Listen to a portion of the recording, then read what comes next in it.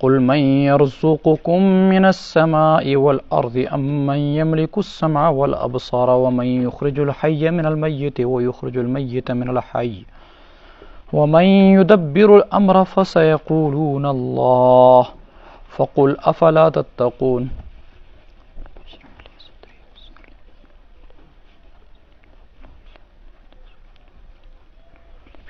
آپ فرما دیجئے من یرزقکم من السماء والارض، کون تمہیں روزی دیتا ہے آسمان سے اور زمین سے. ام من یملک السمع والابصار، کون ہے جو کانوں کا مالک، جو نگاہوں کا مالک ہے. ومن یخرج الحی من المیت، اور کون ہے جو نکالتا ہے زندے کو مردے سے.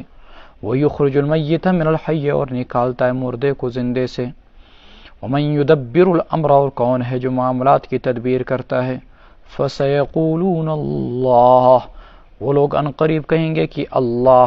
فقل افلا تتقون، آپ فرما دیجئے پھر تم لوگ شرک سے بچتے کیوں نہیں.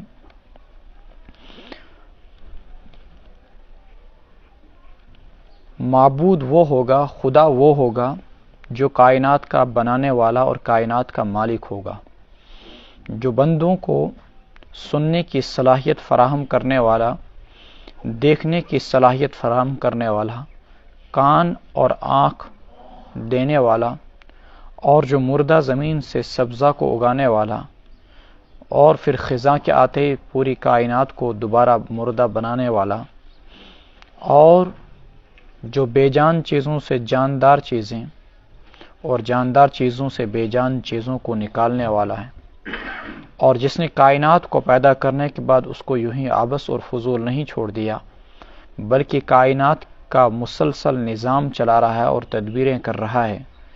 یہ ساری چیزیں چلانے والا اگر اللہ ہے تو معبود بھی وہی، عبادت کے لائق بھی وہی، بندگی کے لائق بھی وہی، نہ کہ کوئی اور.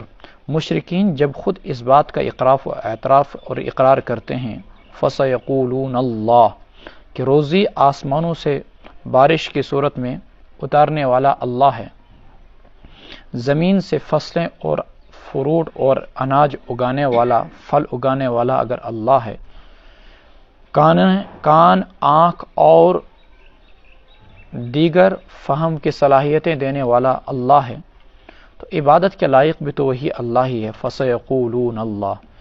اب سوال یہ کیا جاتا ہے کہ تم جب اس بات کا اقرار و اعتراف کرتے ہو نظام کائنات کو چلانے والا اللہ، بنانے والا اللہ، تو عبادت کے لائق بھی تو وہی ہوگا نا. تم عبادت اس کی چھوڑ کر کسی اور کی کیوں کر لیتے ہو.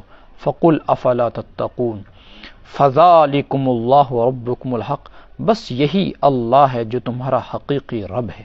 فَمَاذَا بَعْدَ الْحَقِّ، اس حق کے بعد جو کچھ بھی ہے، حق کے بعد سوائے گمراہی کے رہ ہی کیا جاتا ہے. فَمَاذَا بَعْدَ الْحَقِّ إِلَّا الضَّلَالُ فَأَنَّىٰ تُصْرَفُونَ، تم کدھر بھٹکتے پھر رہے ہو. مشرکین نے اصل میں یہ عقیدہ گھڑ رکھا تھا کہ اللہ تبارک و تعالیٰ نے زمین میں کچھ اپنے ساجی اور شرکا مقرر کر رکھے ہیں، کچھ اپنے ہیلپ کرنے والے مقرر کر رکھے ہیں، اور اللہ تعالیٰ نے مکمل اختیارات ان کو دے رکھے ہیں. لہٰذا اگر تمہیں کوئی نفع اور نقصان مانگنا ہے، تمہیں کوئی فائدے کی چیز مانگنی ہے، تو تم کو اللہ سے نہیں مانگنی ہے، بلکہ اللہ نے جو اپنے شریک ٹھہرائے ہیں زمین میں، ان سے تم کو مانگنی ہے. یہی وہ زبردست قسم کا غلط کنسپٹ تھا اور غلط فہمی تھی جس سے دنیا کے اندر شرک کا وجود آیا، کہ اللہ نے اپنے کچھ شرکا ٹھہرا رکھے ہیں اور اب تم کو اللہ سے نہیں مانگنا ہے، انہی شرکا سے نفع و نقصان، رزق، روزی، صحت، عافیت، تندرستی، ساری چیزیں انہی سے مانگنی ہیں. فرماتے ہیں رب العالمین فَمَاذَا بَعْدَ الْحَقِّ إِلَّا الضَّلَالُ، یہ جو تم نے غلط عقیدہ گھڑ لیا، رب اللہ، روزی دینے والا اللہ، تو جو تم خود ساختہ شرکا تم نے گھڑ رکھے ہیں جن کی اللہ تعالیٰ نے کوئی دلیل نہیں اتاری اور نہیں اللہ نے کسی کی بندگی کرنے کے لیے کہا، تم جو ان کو مانگتے ہو سوائے گمراہی کے اور کچھ نہیں ہے. فَأَنَّىٰ تُصْرَفُونَ، تم کدھر چلے جا رہے ہو. كَذَلِكَ حَقَّتْ كَلِمَةُ رَبِّكَ عَلَى الَّذِينَ فَسَقُوا، اسی طریقے سے آپ کے رب کی بات سچ ثابت ہو گئی عَلَى الَّذِينَ فَسَقُوا، نافرمانوں کے متعلق، أَنَّهُمْ لَا يُؤْمِنُونَ، کہ وہ ایمان نہیں لائیں گے. جب شرک کسی کے رگ و ریشے کے اندر سما جاتا ہے، رچ اور بس جاتا ہے، پھر اس کے بعد ان کے ایمان لانے کی امید باقی نہیں رہتی ہے۔ قُلْ هَلْ مِن شُرَكَائِكُم مَّن يَبْدَأُ الْخَلْقَ ثُمَّ يُعِيدُهُ، آپ کہہ دیجئے کیا ہے تمہارے شریکوں میں سے کوئی ایسا جو مخلوق کو پہلے پیدا کرے، ثُمَّ يُعِيدُهُ پھر وہی دوبارہ پیدا کرے۔ قُلِ اللَّهُ آپ کہہ دیجئے اللہ يَبْدَأُ الْخَلْقَ، اللہ ہی مخلوق کو پہلی بار بھی پیدا کرتا ہے، ثُمَّ يُعِيدُهُ پھر وہی اللہ دوبارہ بھی پیدا کرے گا۔ فَأَنَّىٰ تُؤْفَكُونَ تم کہاں پلٹے جا رہے ہو؟ قُلْ هَلْ مِن شُرَكَائِكُم مَّن يَهْدِي إِلَى الْحَقِّ آپ کہہ دیجئے کیا ہے تمہارے شریکوں میں سے کوئی ایسا جو حق کا راستہ بتلاتا ہو؟ قُلِ اللَّهُ يَهْدِي لِلْحَقِّ آپ کہہ دیجئے اللہ ہی حق کا راستہ بتلاتا ہے۔ أَفَمَن يَهْدِي إِلَى الْحَقِّ أَحَقُّ أَن يُتَّبَعَ أَمَّن لَّا يَهْدِي إِلَّا أَن يُهْدَىٰ بھلا جو حق کا راستہ بتلاتا ہو وہ زیادہ حقدار ہے اس بات کا کہ اس کی پیروی کی جائے، أَمَّن لَّا يَهْدِي إِلَّا أَن يُهْدَىٰ یا وہ جو بغیر بتائے خود بھی راستہ نہ پا سکے۔ فَمَا لَكُمْ كَيْفَ تَحْكُمُونَ تمہیں کیا ہو گیا، كَيْفَ تَحْكُمُونَ کیسا فیصلہ تم کرتے ہو۔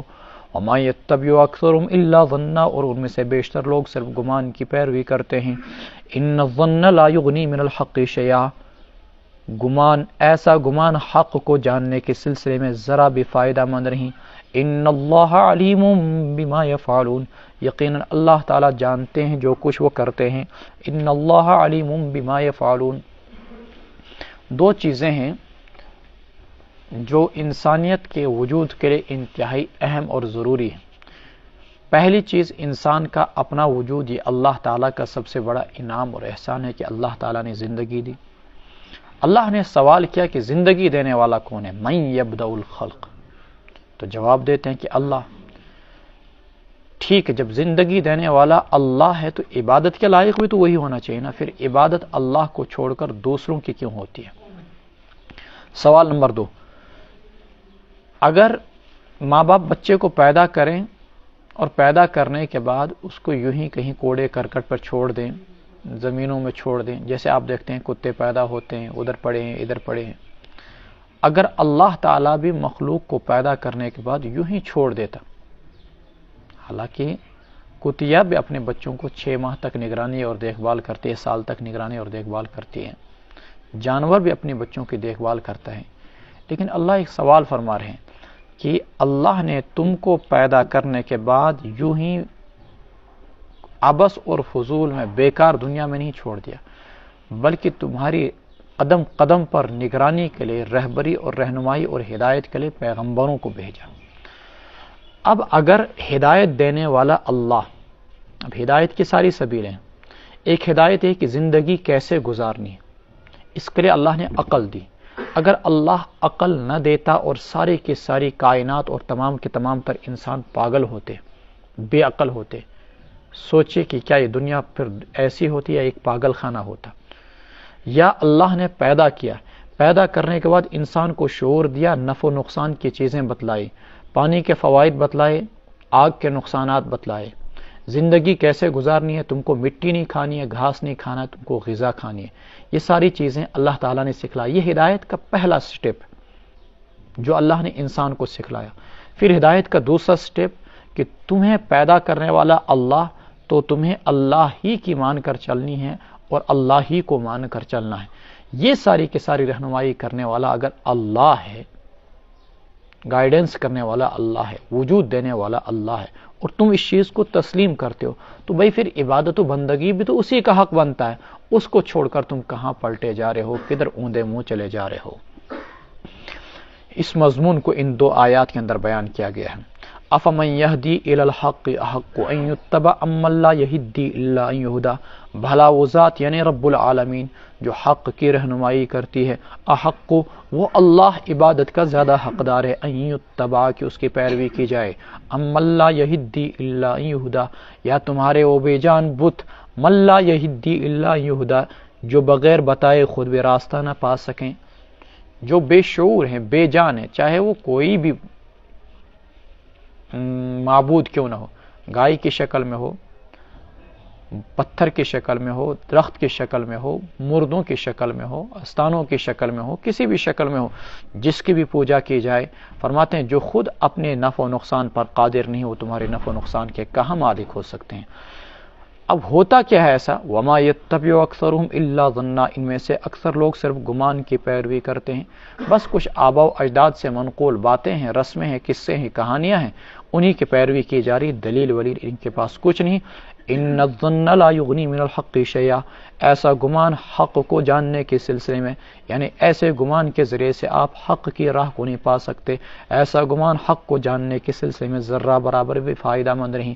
ان اللہ علیم بما یفعلون، یہاں قرآن میں بظاہر کہا گیا ان الظن لا یغنی من الحق شیئا، کچھ لوگوں نے باتیں شروع کر دی کہ تم لوگ جو قیاس کرتے ہو وہ قیاس بھی حق کو جاننے کے سلسلے میں، مسائل کو جاننے کے سلسلے میں مفید نہیں۔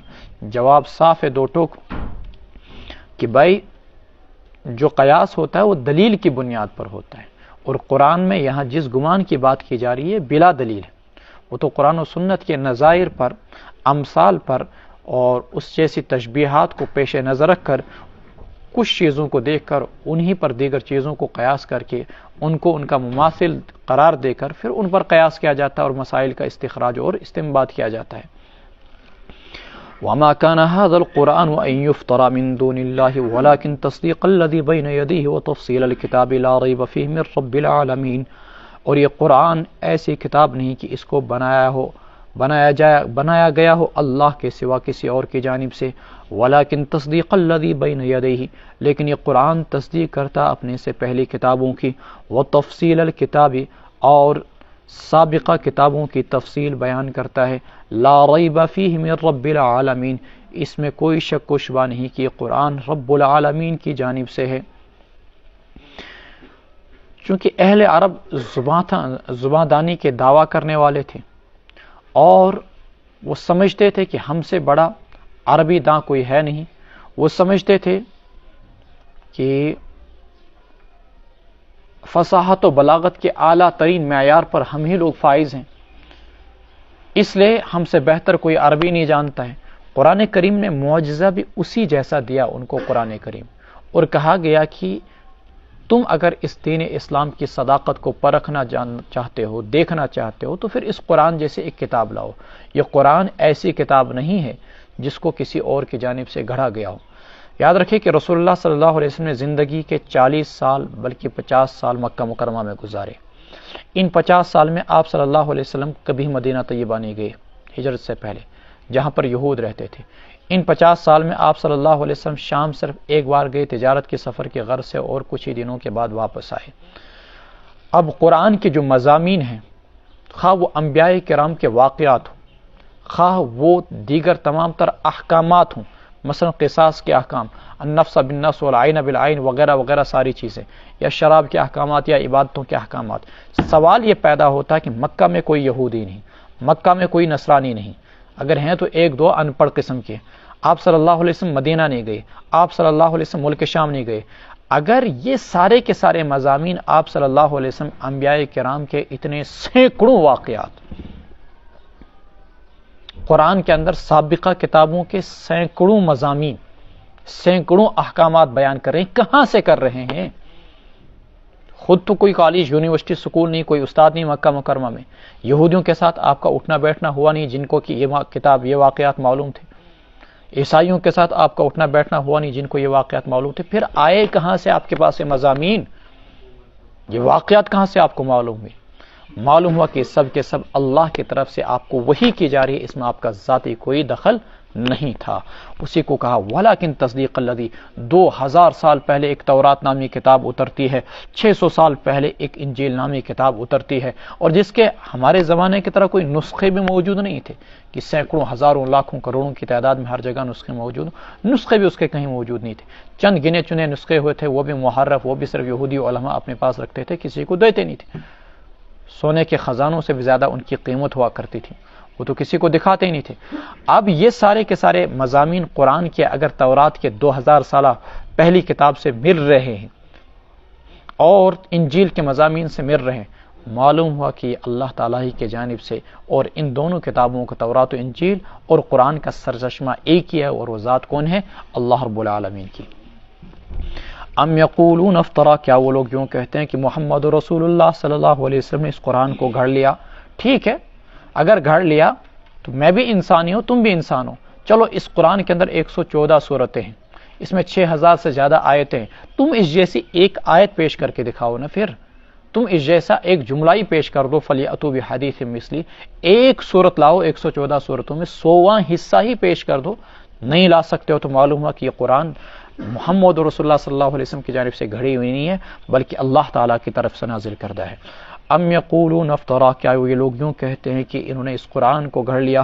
قل فأتوا بسورۃ مثلہ، آپ کہہ دیجئے لے آؤ ایک سورت اسی جیسی، وادعوا من استطعتم من دون اللہ ان کنتم صادقین، تمہارے دعوے کے مطابق محمد رسول اللہ صلی اللہ علیہ وسلم نے اکیلے گھڑ لی، تم پوری کائنات کو اپنے ساتھ ملا لو، جنات کو بلا لو، انسانوں کو بلا لو، اپنے تمام تر عرب کے شعراء اور ادبا کو بلا لو، اور پھر اس قرآن جیسی ایک سورت انا اعطینا کل کوثر پیش کر کے دکھا دو، جس کو خانہ کعبہ کے دروازے پر چیلنج کے طور پر 3 سال تک لٹکا کے رکھا گیا تھا، کر دو اس کی نظیر پیش، اور وہ نظیر پیش نہ کر سکے۔ ام یقولون افطرا قل فأتوا بسورۃ مثلہ، لے آؤ ایک صورت اسی جیسی، وادعوا من استطعتم من دون اللہ، اور پکار لو تم انہیں جنہیں تم پکار سکتے ہو، اللہ بلا لو انہیں تم جنہیں بلا سکتے ہو اللہ کو چھوڑ کر، ان کنتم صادقین، اگر تم سچے ہو۔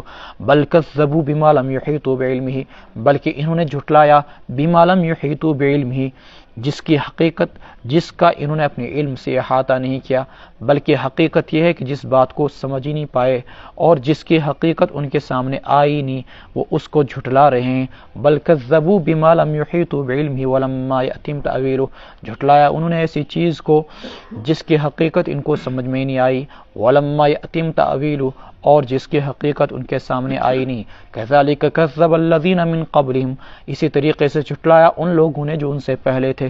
فانظر کیف کان عاقبۃ الظالمین، دیکھ لیجئے کہ پھر ظالموں کا انجام کیا ہوا۔ ومنہم من یؤمن بہ ومنہم من لا یؤمن بہ، ان مشرکوں میں سے کچھ لوگ ایسے ہیں جو اس قرآن، اہل کتاب میں سے کچھ لوگ ایسے ہیں جو اس قرآن پر ایمان رکھتے ہیں، اور کچھ ایسے ہیں جو اس پر ایمان نہیں رکھتے۔ وَرَبُّكَ أَعْلَمُ بِالْمُفْسِدِينَ، اور آپ کا رب فسادیوں کو خوب جانتا ہے۔ مسئلہ کیا ہے؟ فرماتے ہیں بل کذبوا بما لم یحیطوا بعلمہ، جس بات کو وہ سمجھ ہی نہیں پائے، یعنی قرآن کریم کو، بس محض ضد کے اندر، تعصب کے اندر، جہالت کے اندر، نادانی کے اندر، غفلت کے اندر، الناس اعداء لما جہلوا، لوگ اس چیز کے دشمن ہوتے ہیں جس کو وہ جانتے ہیں، بس انہوں نے اس لیے قرآن کریم کو جھٹلایا۔ ولما یأتم تأویلہ، حالانکہ اس کا مطلب ابھی ان کے سامنے آیا نہیں، مطلب یہ ہے کہ ابھی ان کو اس کی تفصیلات سمجھ میں نہیں آئی، ایک تفسیر۔ دوسری تفصیل یہ ہے کہ جو قرآن کریم نے باضابطہ طور پر دھمکی دی ہے عذاب کی، وہ عذاب ابھی ان کے پاس آیا ہی نہیں، اور اس سے پہلے انہوں نے قرآن کریم کو جھٹلا دیا۔ وَلَمَّا يَأْتِمْ تَأْوِيلُهُ كَذَلِكَ كَذَّبَ الَّذِينَ مِن قَبْلِهِمْ، اسی طریقے سے جھٹلایا ان لوگوں نے جو ان سے پہلے تھے۔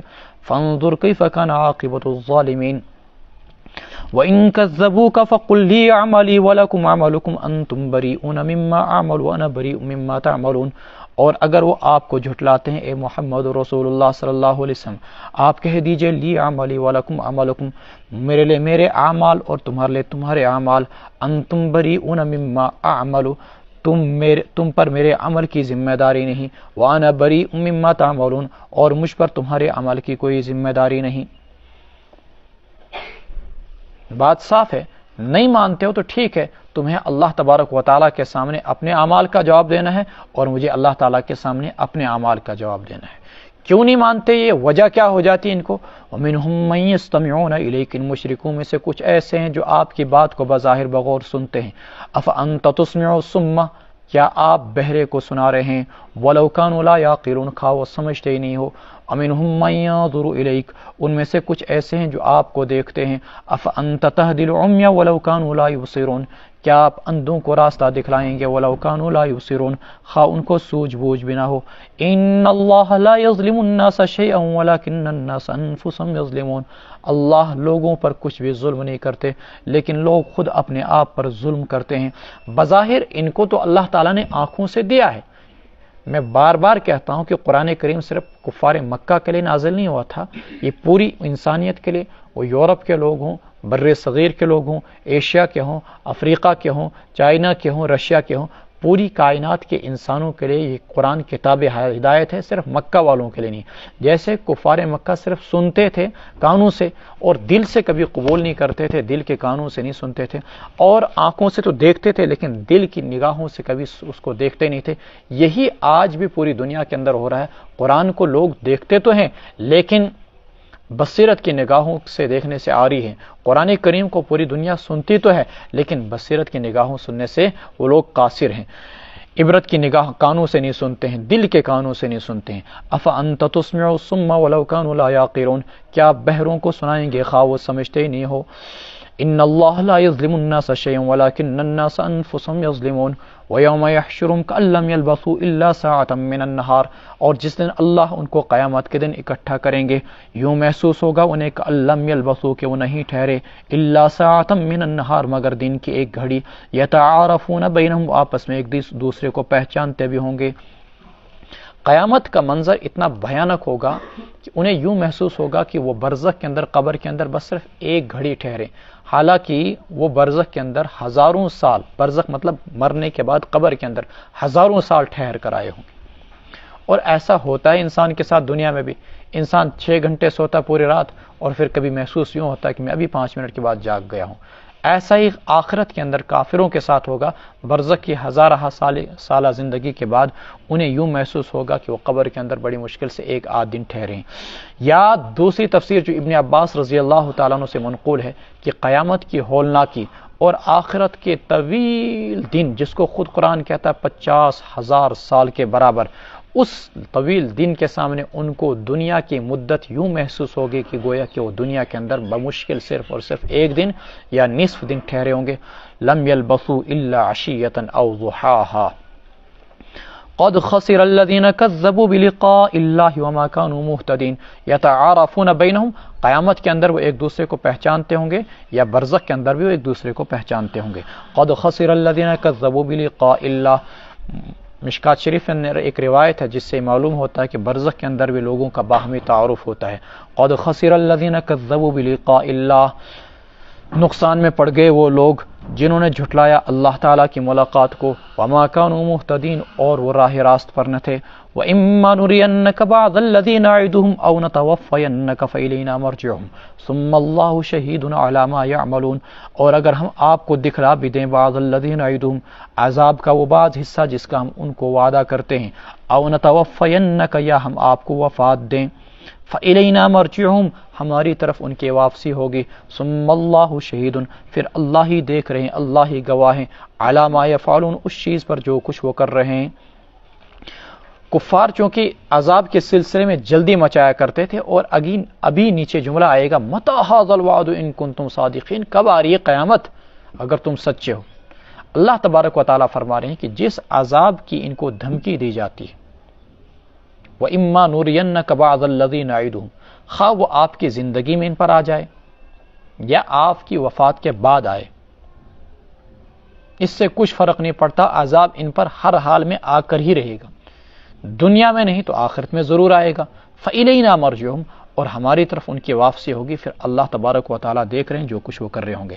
وَإِمَّا نُرِيَنَّكَ، اور اگر ہم عذاب کا وہ حصہ جس کا ان باتوں کا وعدہ، جن باتوں کا ہم ان سے وعدہ کر رہے ہیں ان میں سے کچھ ان کو دکھا دیں یا ہم آپ کو وفات دے دیں، فَإِلَيْنَا مَرْجِعُهُمْ، تو ہماری طرف ان کی واپسی ہوگی، ثُمَّ اللَّهُ شَهِيدٌ عَلَى مَا يَفْعَلُونَ وَلِكُلِّ أُمَّةٍ رَسُولٌ، یہ عذاب کی جلدی کیوں مچا رہے ہیں؟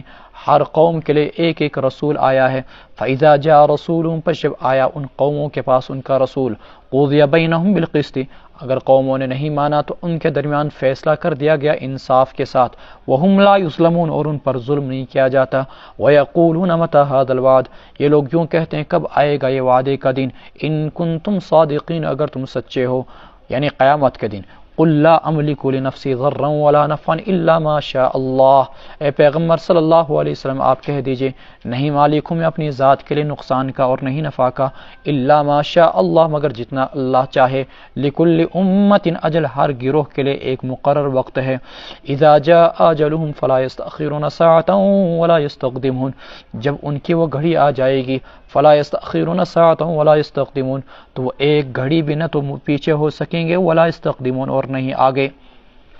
یعنی تم لوگ مجھے کہہ رہے ہو کہ قیامت کب آئے گی، ہم پر عذاب کب آئے گا، آپ ان سے کہہ دیجئے نا کہ میں نفع و نقصان کا مالک نہیں کہ میں تم کو عذاب پہنچاؤں۔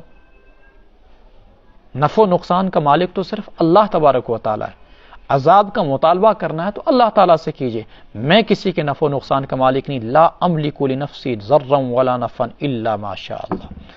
آگے اللہ تعالیٰ نے ایک ہنٹ دے دی، اشارہ دے دیا، لکل امت اجل، جس عذاب کے بارے میں تم جلدی مچا رہے ہو، اللہ تعالیٰ نے ہر قوم کے لیے ایک گھڑی، ایک زمانہ متعین کر رکھا ہے، ایک عرصہ، ایک ٹائم متعین کر رکھا ہے، اتنا عرصہ تم کو دنیا میں دیا جائے گا، جب یہ مدت اور یہ گھڑی گزر جائے گی، اگر تم نے تب تک ایمان لایا تو سبحان اللہ، بہت اچھا، نہیں ایمان لایا تو اس صورت میں تمہیں اللہ کے قہر کا پھر سامنا کرنا پڑے گا۔ لکل امت اجل اذا جاء اجلهم فلا يستأخرون ساعة ولا يستقدمون، جب وہ عذاب کی گھڑی آ جائے گی پھر ایک منٹ بھی اس میں آگے پیچھے تاخیر یا تقدیم نہیں ہو سکتی ہے۔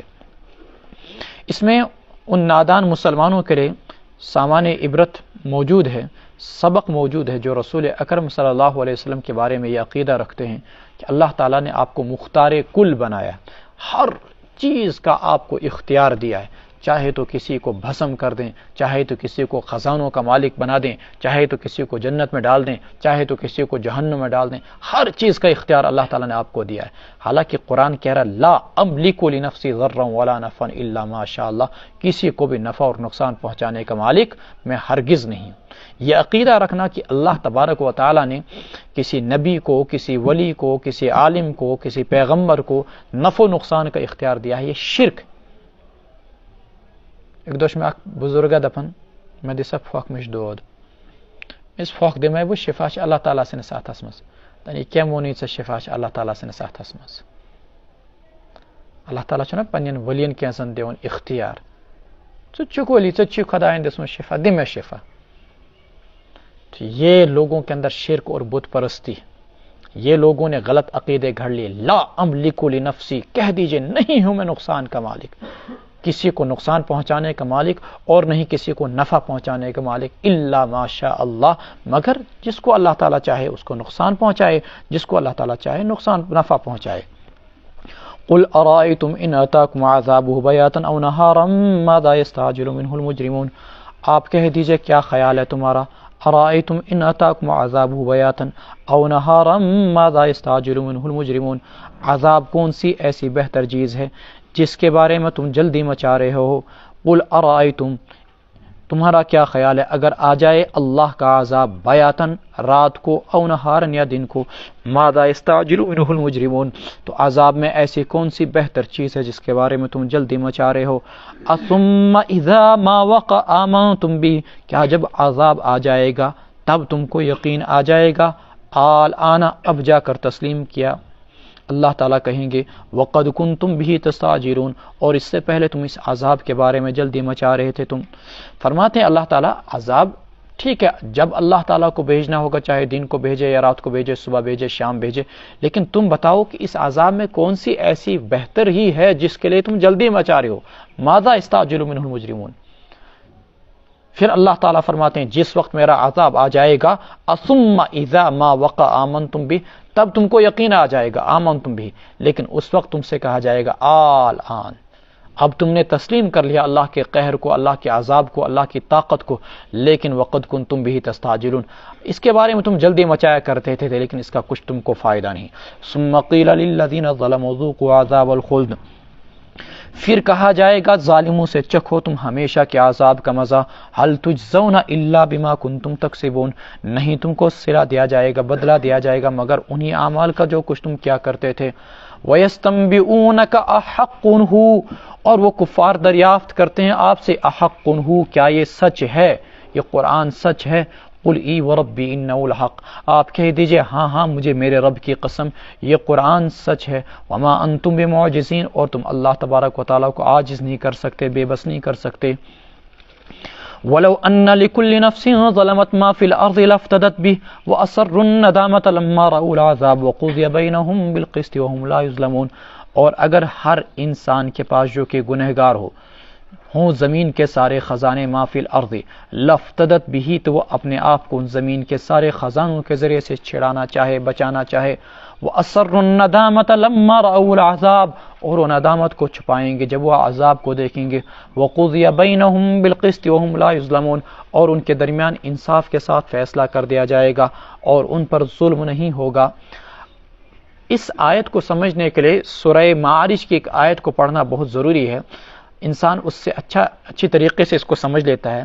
یود المجرم لو یفتدی من عذاب یومئذ ببنیہ، کل قیامت کے مجرم یہ تمنا کرے گا کہ کاش آج کے عذاب سے اپنے آپ کو چھڑا لے، کیا دے کر؟ بھی بنی، اپنے بیٹوں کو دے کر، اپنی اولاد کو دے کر، وصاحبتہ بیوی کو دے کر، واخیہ اپنے بھائیوں کے عوض میں، وفصیلتہ التی تؤوی اور وہ اس کا خاندان جس میں وہ رہا کرتا تھا، ومن فی الارض جميعا اور جتنے بھی لوگ زمین میں تھے سب کچھ دے کر، ثم ینجی پھر وہ بچ جائے۔ کلا انہا لظا، اللہ فرماتے ہیں ہرگز نہیں، جہنم کی آگ بھڑکتی ہوئی ہوگی، نزاعۃ للشوا جو کھالوں کو ادھیڑ دے گی، لیکن بچ نہیں پائیں گے اللہ تبارک و تعالیٰ کے عذاب سے۔ وَلَوْ أَنَّ لِكُلِّ نَفْسٍ ظَلَمَتْ، جس بھی انسان نے ظلم کیا، گنہگار انسان ہو، اس کے پاس ما فی الارض زمین کے سارے خزانے، لفتدت بھی اپنے آپ کو کل قیامت کے دن اللہ کے عذاب سے بچانا چاہے گا زمین کے سارے خزانے دے کر بھی۔ میں نے پیچھے بھی بتلایا تھا یہ قرآن نے فرضی طور پر بات کہی ہے، ورنہ حشر کے اندر صورتحال یہ ہوگی کہ بدن پر کپڑا تک نہیں ہوگا۔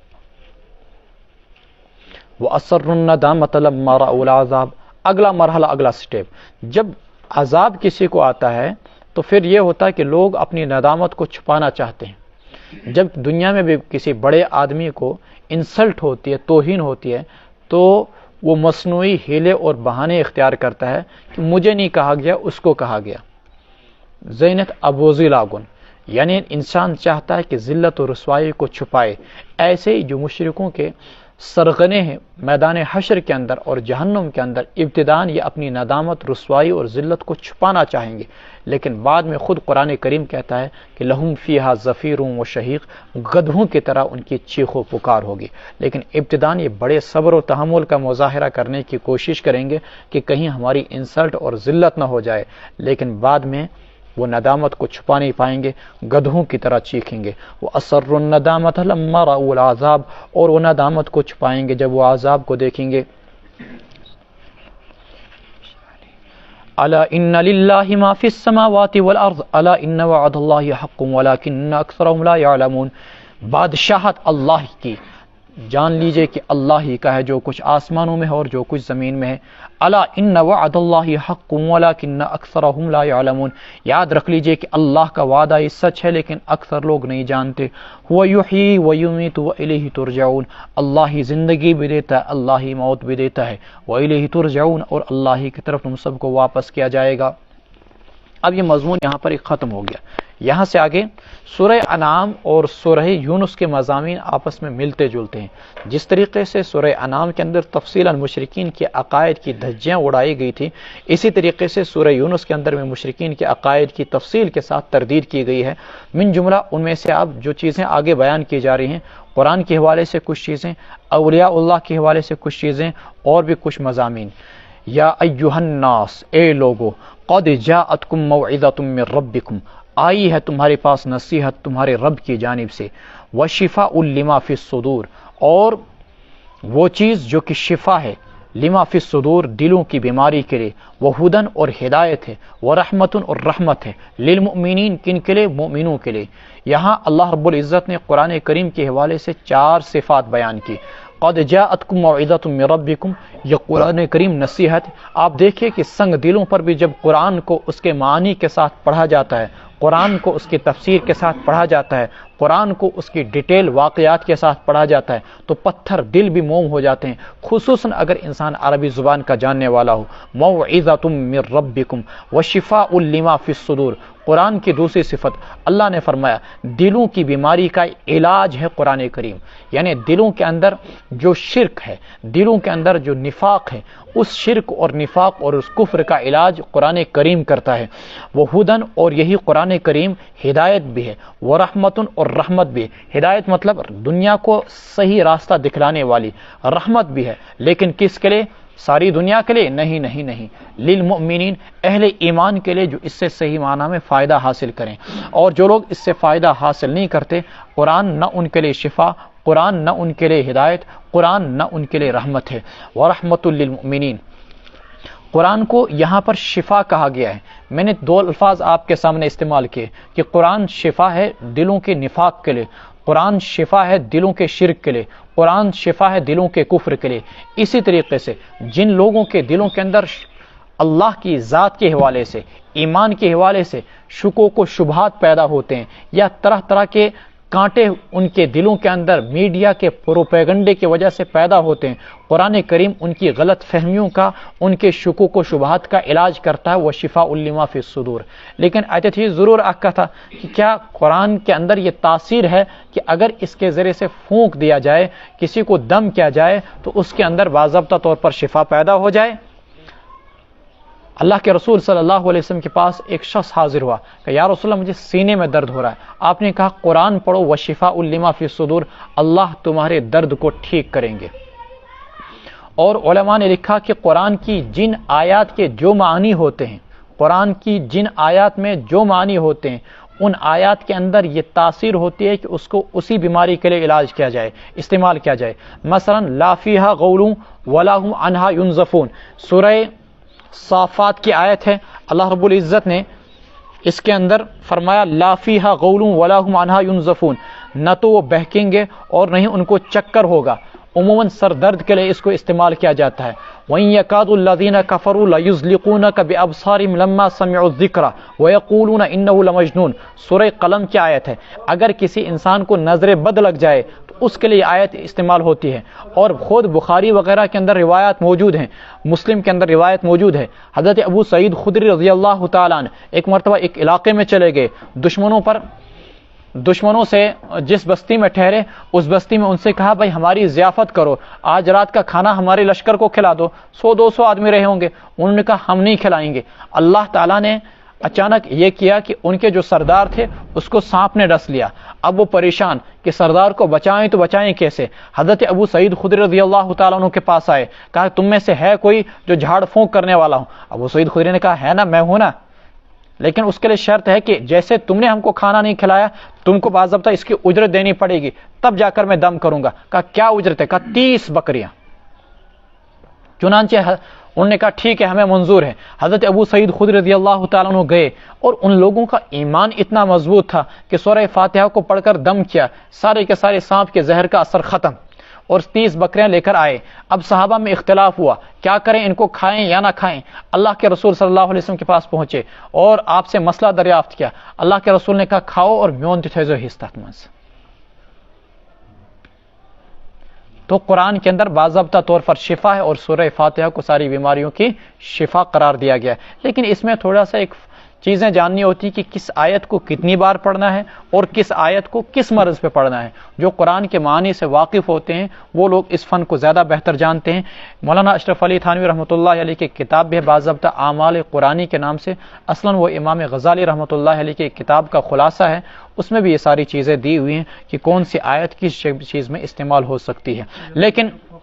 لیکن افسوس یہ ہے کہ لوگوں نے اس کا ہرگز یہ مطلب نہیں کہ قرآن کو خالصتاً تعویذ اور دم اور پھونک کی کتاب قرار دیا جائے اور صرف اسی پر اکتفا کیا جائے، جیسا کہ بعض پیروں نے کیا ہے کہ قرآن کو گنڈے تعویذ کی کتاب بنا دیا اور پھونک کی کتاب بنا دیا. حالانکہ قرآن اصلاً اس لیے آیا ہے کہ دلوں کی بیماری یعنی کفر، شقاق، نفاق، حسد، بغض، تکبر، شکوک و شبہات اور غلط فہمیاں، ان ساری کفریہ اور کفر کے جتنے عقائد ہیں، فروعات ہیں، اصول ہیں، ان ساری چیزوں کی جڑ کو ختم کرنے کے لیے.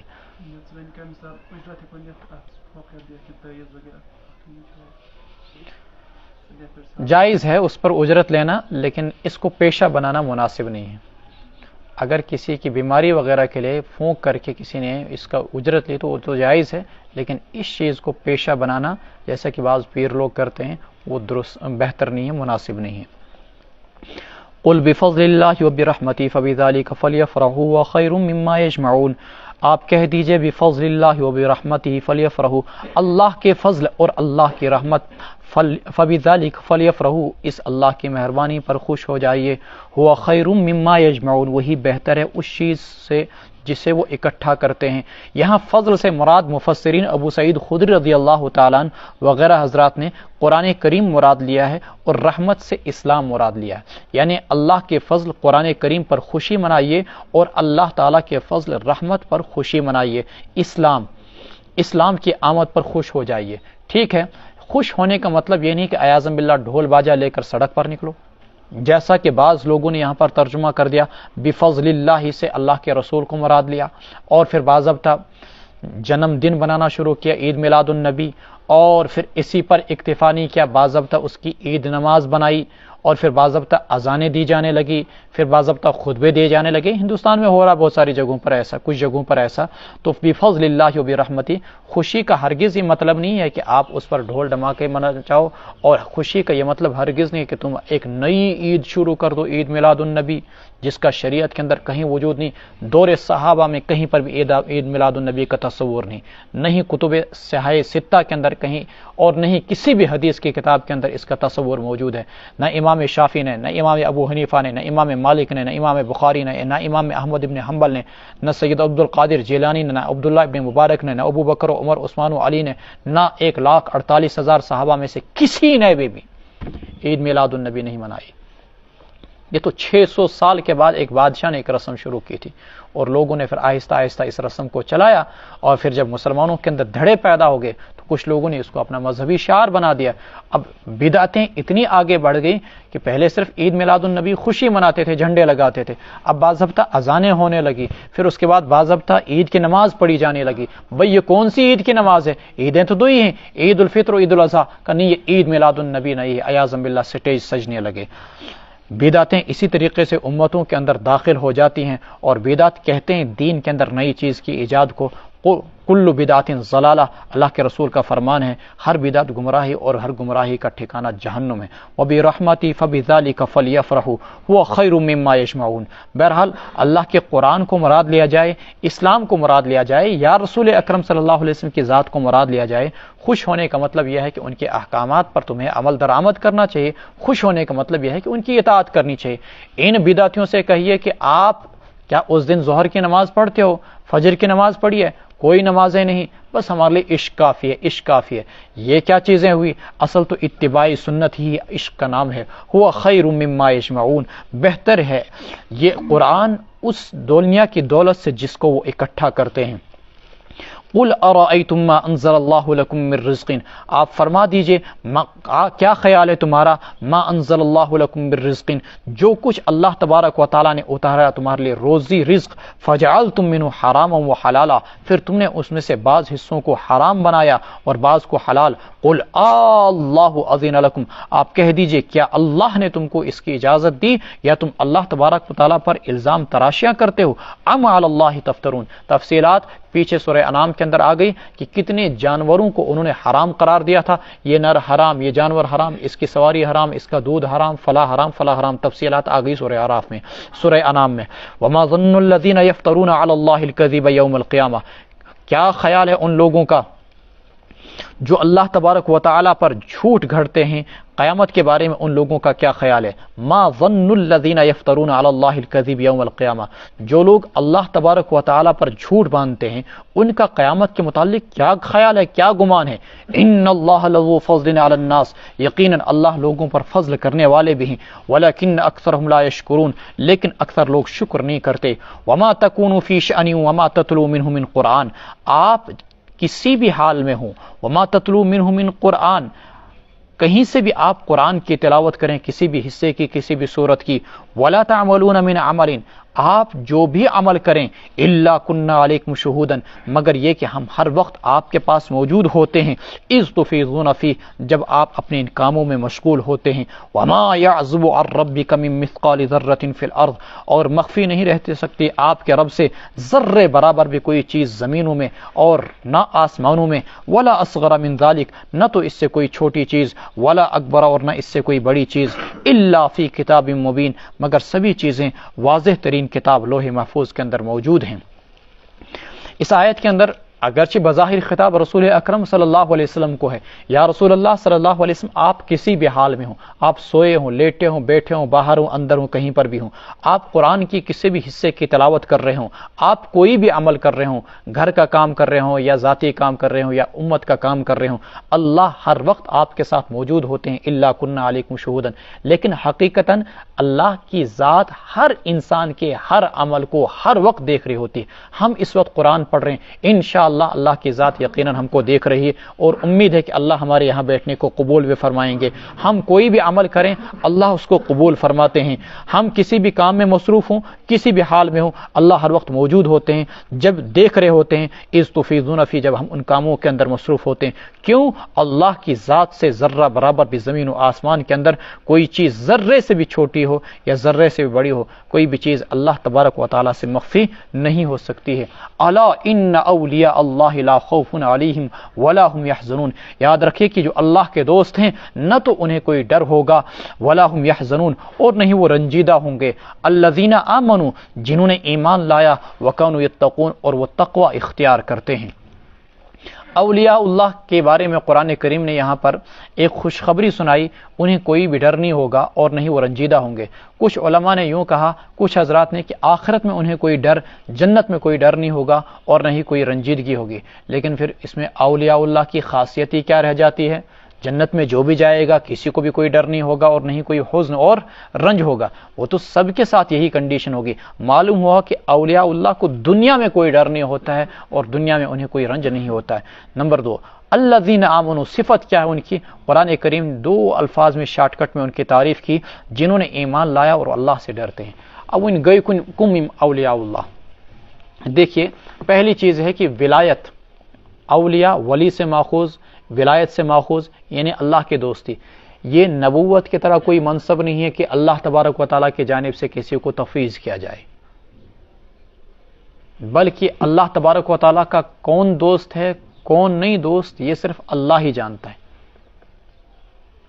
اور نہیں ایسا ہے کہ جیسا بعض لوگ کہتے ہیں کہ فلاں پیر نے فلاں کے لیے وصیت کی کہ فلاں کو میرا ولی ماننا، فلاں کو میرا ولی ماننا، اور پھر ایک دوسرے کو وہ خطاب دیتے ہیں۔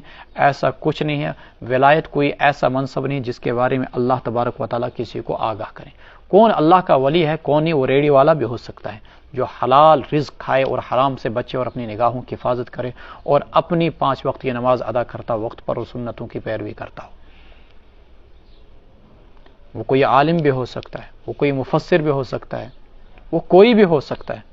اللہ تبارک و تعالیٰ کی اولیاء کی پہچان ظاہراً اگر آپ کسی شکل و صورت سے ان کو پرکھنا چاہیں تو نہیں ہو سکتی۔ ہاں کچھ علامتیں قرآن کریم نے بتائی ہیں، کچھ علامتیں احادیث میں بتائی ہیں۔ الذین اذا رأوا ذکر اللہ، کہ جب اگر آپ ان کو دیکھیں تو ان کو دیکھ کر اللہ یاد آ جائے۔ اولیاء اللہ وہ کہلاتے ہیں جنہیں دیکھ کر اللہ یاد آ جائے، انہیں اللہ کا ولی کہا جاتا ہے۔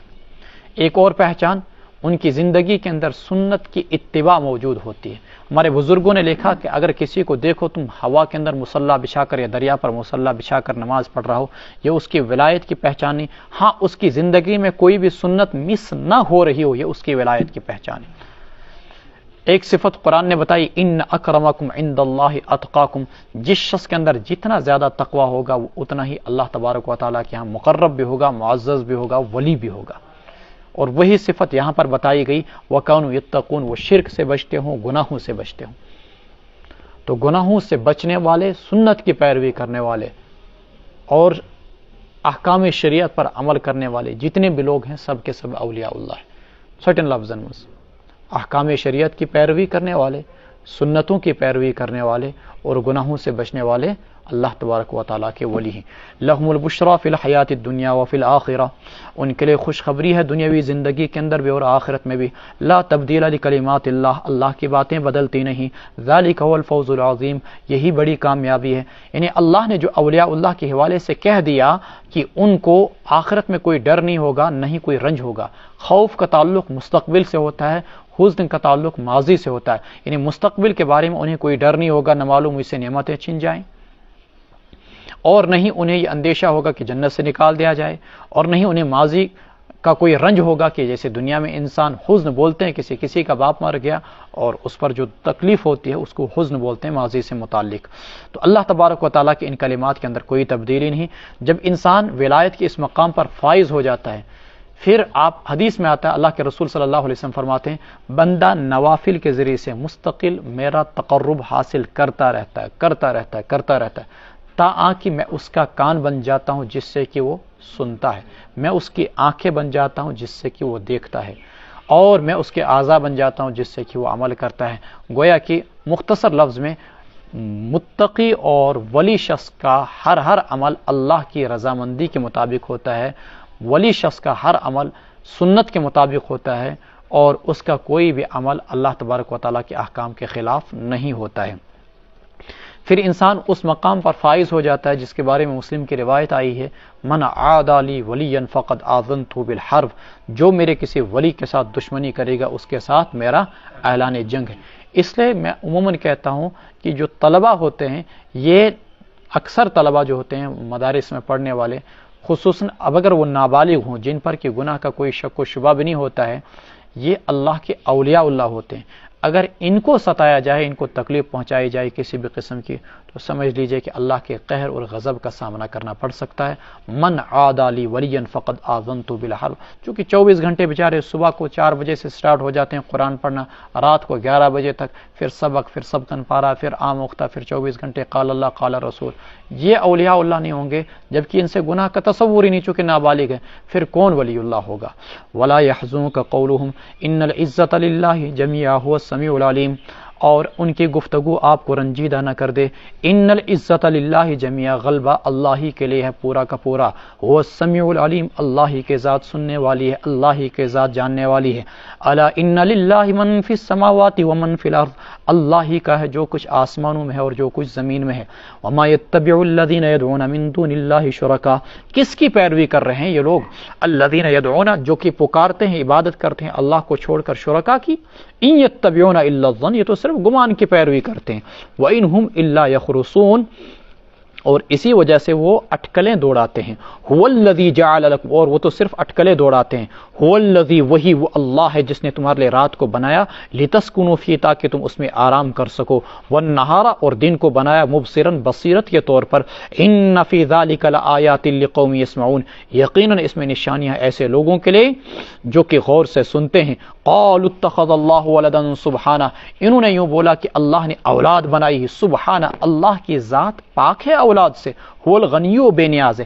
دیکھیں عموماً ایسا ہوتا ہے، ڈاکٹر رضات اس کو زیادہ بہتر سمجھ سکتے ہیں، کہ اولاد جو ہے وہ باپ کے مماثل ہوتی ہے، صرف شکل و صورت ہی کے اندر ہی نہیں، صرف آواز ہی کے اندر نہیں، بلکہ جینیٹیکلی پیدائشی بیماریوں کے اندر بھی، صحت و عافیت کے اندر بھی. اگر باپ بیمار تو بیٹا بیمار، باپ تندرست تو بیٹا تندرست. یہ خاندانی بیماریاں تک باپ سے بیٹے کے اندر منتقل ہو جاتی ہیں.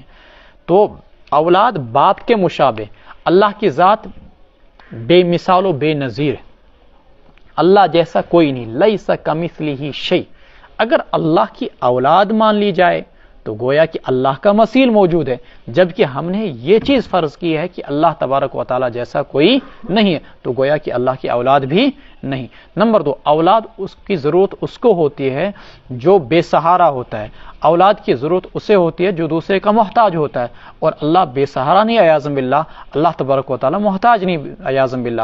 اس لیے اللہ تبارک و تعالی کی کوئی بھی اولاد نہیں. هو الغنی له ما فی السماوات وما فی الارض، له ما فی السماوات والارض، اللہ بے نیاز ہے، اللہ ہی کا ہے جو کچھ آسمانوں میں ہے اور جو کچھ زمین میں ہے. ان عندکم من سلطان بہذا، نہیں ہے تمہارے پاس اس کے سلسلے میں کوئی بھی دلیل. اتقولون علی اللہ ما لا تعلمون، تم کیا کہہ رہے ہو اللہ کے بارے میں وہ چیزیں جو تم جانتے نہیں. قل ان الذین یفترون علی اللہ الکذب لا یفلحون، آپ کہہ دیجئے جو لوگ اللہ کے بارے میں جھوٹ گھڑتے ہیں، لا یفلحون، وہ کامیاب نہیں ہوں گے. متاع فی الدنیا، مزے اڑا لو دنیا کی زندگی میں چند دنوں تک. ثم الینا مرجعون، من دنیاوی زندگی میں فائدہ اٹھانا ہے، پھر ہماری طرف واپسی ہے. ثم نذیقهم العذاب الشدید بما كانوا یکفرون، پھر ہم ان کو سخت ترین عذاب کا مزہ چکھائیں گے اس وجہ سے کہ وہ کفر کیا کرتے تھے. وَاتْلُ عَلَيْهِمْ نَبَأَ نُوحٍ، اے پیغمبر صلی اللہ علیہ وسلم آپ ان کے سامنے نوح علیہ السلام کا واقعہ پڑھ کر سنائیے. انشاءاللہ کل سورہ ہود کے اندر تفصیلا نوح علیہ السلام کا واقعہ آ رہا ہے، اس کے سلسلے میں وہیں پر گفتگو کریں گے۔ یہاں پر ان کے چند جملے اللہ تعالیٰ نے نقل کیے۔ اذ قال لقومه یا قوم ان کان کبر علیکم مقامی، جب نوح علیہ السلام نے اپنی قوم سے کہا اے میری قوم ان کان کبر علیکم مقامی، اگر تم کو میرا رہنا گراں گزرتا ہے، وتذکیری بآیات اللہ، اور میرا اللہ تبارک و تعالیٰ کی آیات کو تمہیں سمجھانا مشکل گزرتا ہے، فعلی اللہ توکلت، سو میرا اللہ ہی پر بھروسہ ہے، فاجمعوا امرکم، تم سب مل کر تدبیریں کرو، تم اور شرکا، تمہارے شرکا، وشرکاءکم، ثم لا یکن امرکم علیکم غمۃ، پھر تم کو اپنی تدبیر کو روبہ عمل لانے میں کوئی شبہ بھی باقی نہ رہے، ثم قضوا الی، پھر میرے ساتھ کر گزرو، ولا تنظرون، اور مجھے مہلت بھی نہ دو، فإن تولیتم، سو اگر تم رو گردانی اختیار کرتے ہو، فما سألتکم من اجر، میں نے تم سے کوئی اجرت نہیں مانگی، ان اجری الا علی اللہ، میری اجرت تو اللہ ہی کے ذمے ہے، وامرت، اور مجھے یہ حکم دیا گیا ہے، ان اکون من المسلمین، کہ مسلمانوں میں سے بن جاؤں، مطیع و فرما بردار لوگوں میں سے بن جاؤں۔ کبھی ایسا ہو جاتا ہے کہ آپ کی گفتگو دوسروں کے لیے مشقت کا باعث بنتی ہے، آپ کا سمجھانا دوسروں کے لیے گرانی کا باعث بن جاتا ہے، تو اللہ تبارک و تعالیٰ نوح علیہ السلام کی زبانی ان چیزوں کو یہاں پر ذکر کر رہے ہیں۔ میری قوم کے لوگوں، اگر میرا تم کو سمجھانا یا میرا تمہارے درمیان ٹھہرنا تم کو گراں گزرتا ہے تو یاد رکھنا فعلی اللہ توکل، تو مجھے اس کی کوئی پرواہ نہیں، میرا اللہ پر بھروسہ ہے۔ جو لوگ نفس پرست ہوتے ہیں نا، خواہش پرست ہوتے ہیں، جب وہ گمراہی کی آخری حدوں کو چھوتے ہیں، پھر ان کو اپنے درمیان اہل اللہ کی موجودگی بھاری معلوم ہوتی ہے، مولویوں کی موجودگی اپنے درمیان بھاری معلوم ہوتی ہے، یا کسی عالم کا ان کو نصیحت کرنا بھاری معلوم ہوتا ہے۔ تو ایسی صورت میں طریقہ کار کیا ہے؟ عالم کی ذمہ داری ہے کہ پیغام خداوندی پہنچا دے، وہ مانتے یا نہیں مانتے، وما علینا الا البلاغ المبین، مسئلہ ختم۔ جب گمراہی کے اس سٹیج پر انسان پر پہنچ جائے، جس کے بارے میں رسول اکرم صلی اللہ علیہ وسلم نے فرمایا اذا رأیت ہوا متبعا وشحا مطاعا واعجاب کل ذی رأی رأی فعلیک بنفسک ودع العوام، جب تم دیکھو کہ بخل کی پیروی کی جا رہی ہے اور خواہشات کو خدا بنا دیا گیا، وہوا مطاعا وَإِعْجَابَ كُلِّ ذِي رَأْيٍ رَأْيَ، اور ہر رائے والا اپنی رائے کو ترجیح دے رہا ہے اور اسی کو افضل سمجھ رہا ہے، دوسری کی بات کی اس کو کوئی ویلیو ہی نہیں۔ فرماتے ہیں کہ اس صورت میں اس سٹیج پر آ کر صرف اپنی فکر کرو، اور تم نے ان تک پیغام خداوندی پہنچا دیا، پھر عوام کی فکر چھوڑ دو، وداعی العوام، جب لوگ اس سٹیج پر پہنچ جائیں۔ تو یہ علماء کے لیے اس آیت کے اندر سامان سبق موجود ہے، درس موجود ہے۔ فَكَذَّبُوا فَنَجَّيْنَاهُ وَمَن مَّعَهُ فِي الْفُلْكِ، چنانچہ لوگوں نے نوح علیہ السلام کو جھٹلایا، ہم نے ان کو بچا لیا، وَمَن مَّعَهُ، اور ان لوگوں کو جو ان کے ساتھ تھے کشتی میں، وَجَعَلْنَاهُمْ خَلَائِفَ، اور ہم نے ان کو زمین میں جانشین بنایا، وَأَغْرَقْنَا الَّذِينَ كَذَّبُوا بِآيَاتِنَا، اور ہم نے غرق کر دیا ان لوگوں کو جنہوں نے ہماری آیات کی تکذیب کی، فَانظُرْ كَيْفَ كَانَ عَاقِبَةُ الْمُنذَرِينَ، دیکھے تو کیا انجام ہوا ان لوگوں کا جنہیں ڈرایا جاتا تھا۔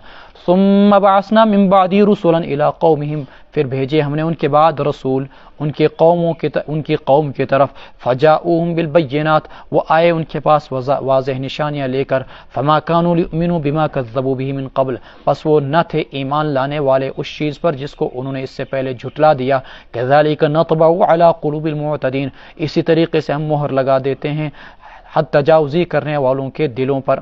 دیکھیں ایک سٹیج آتا ہے جس سٹیج میں انسان کی گمراہی انتہائی گہری ہو جاتی ہے، اور اس سٹیج کے آنے کی وجہ یہ ہوتی ہے کہ انسان نے زبان سے کبھی کوئی بات کہہ دی غلط، بعد میں انسان کو احساس بھی ہو جاتا ہے کہ میں نے بات جو کہی یا نقطۂ نظر اپنایا یا عقیدہ جو اپنایا یہ غلط ہے، لیکن وہ اپنے وقار کا مسئلہ بنا لیتا ہے، اپنی ذات نفس کا مسئلہ بنا لیتا ہے، میں اپنی بات سے کیوں پھروں، یہ میری توہین ہوگی، یہ میری انسلٹ ہوگی۔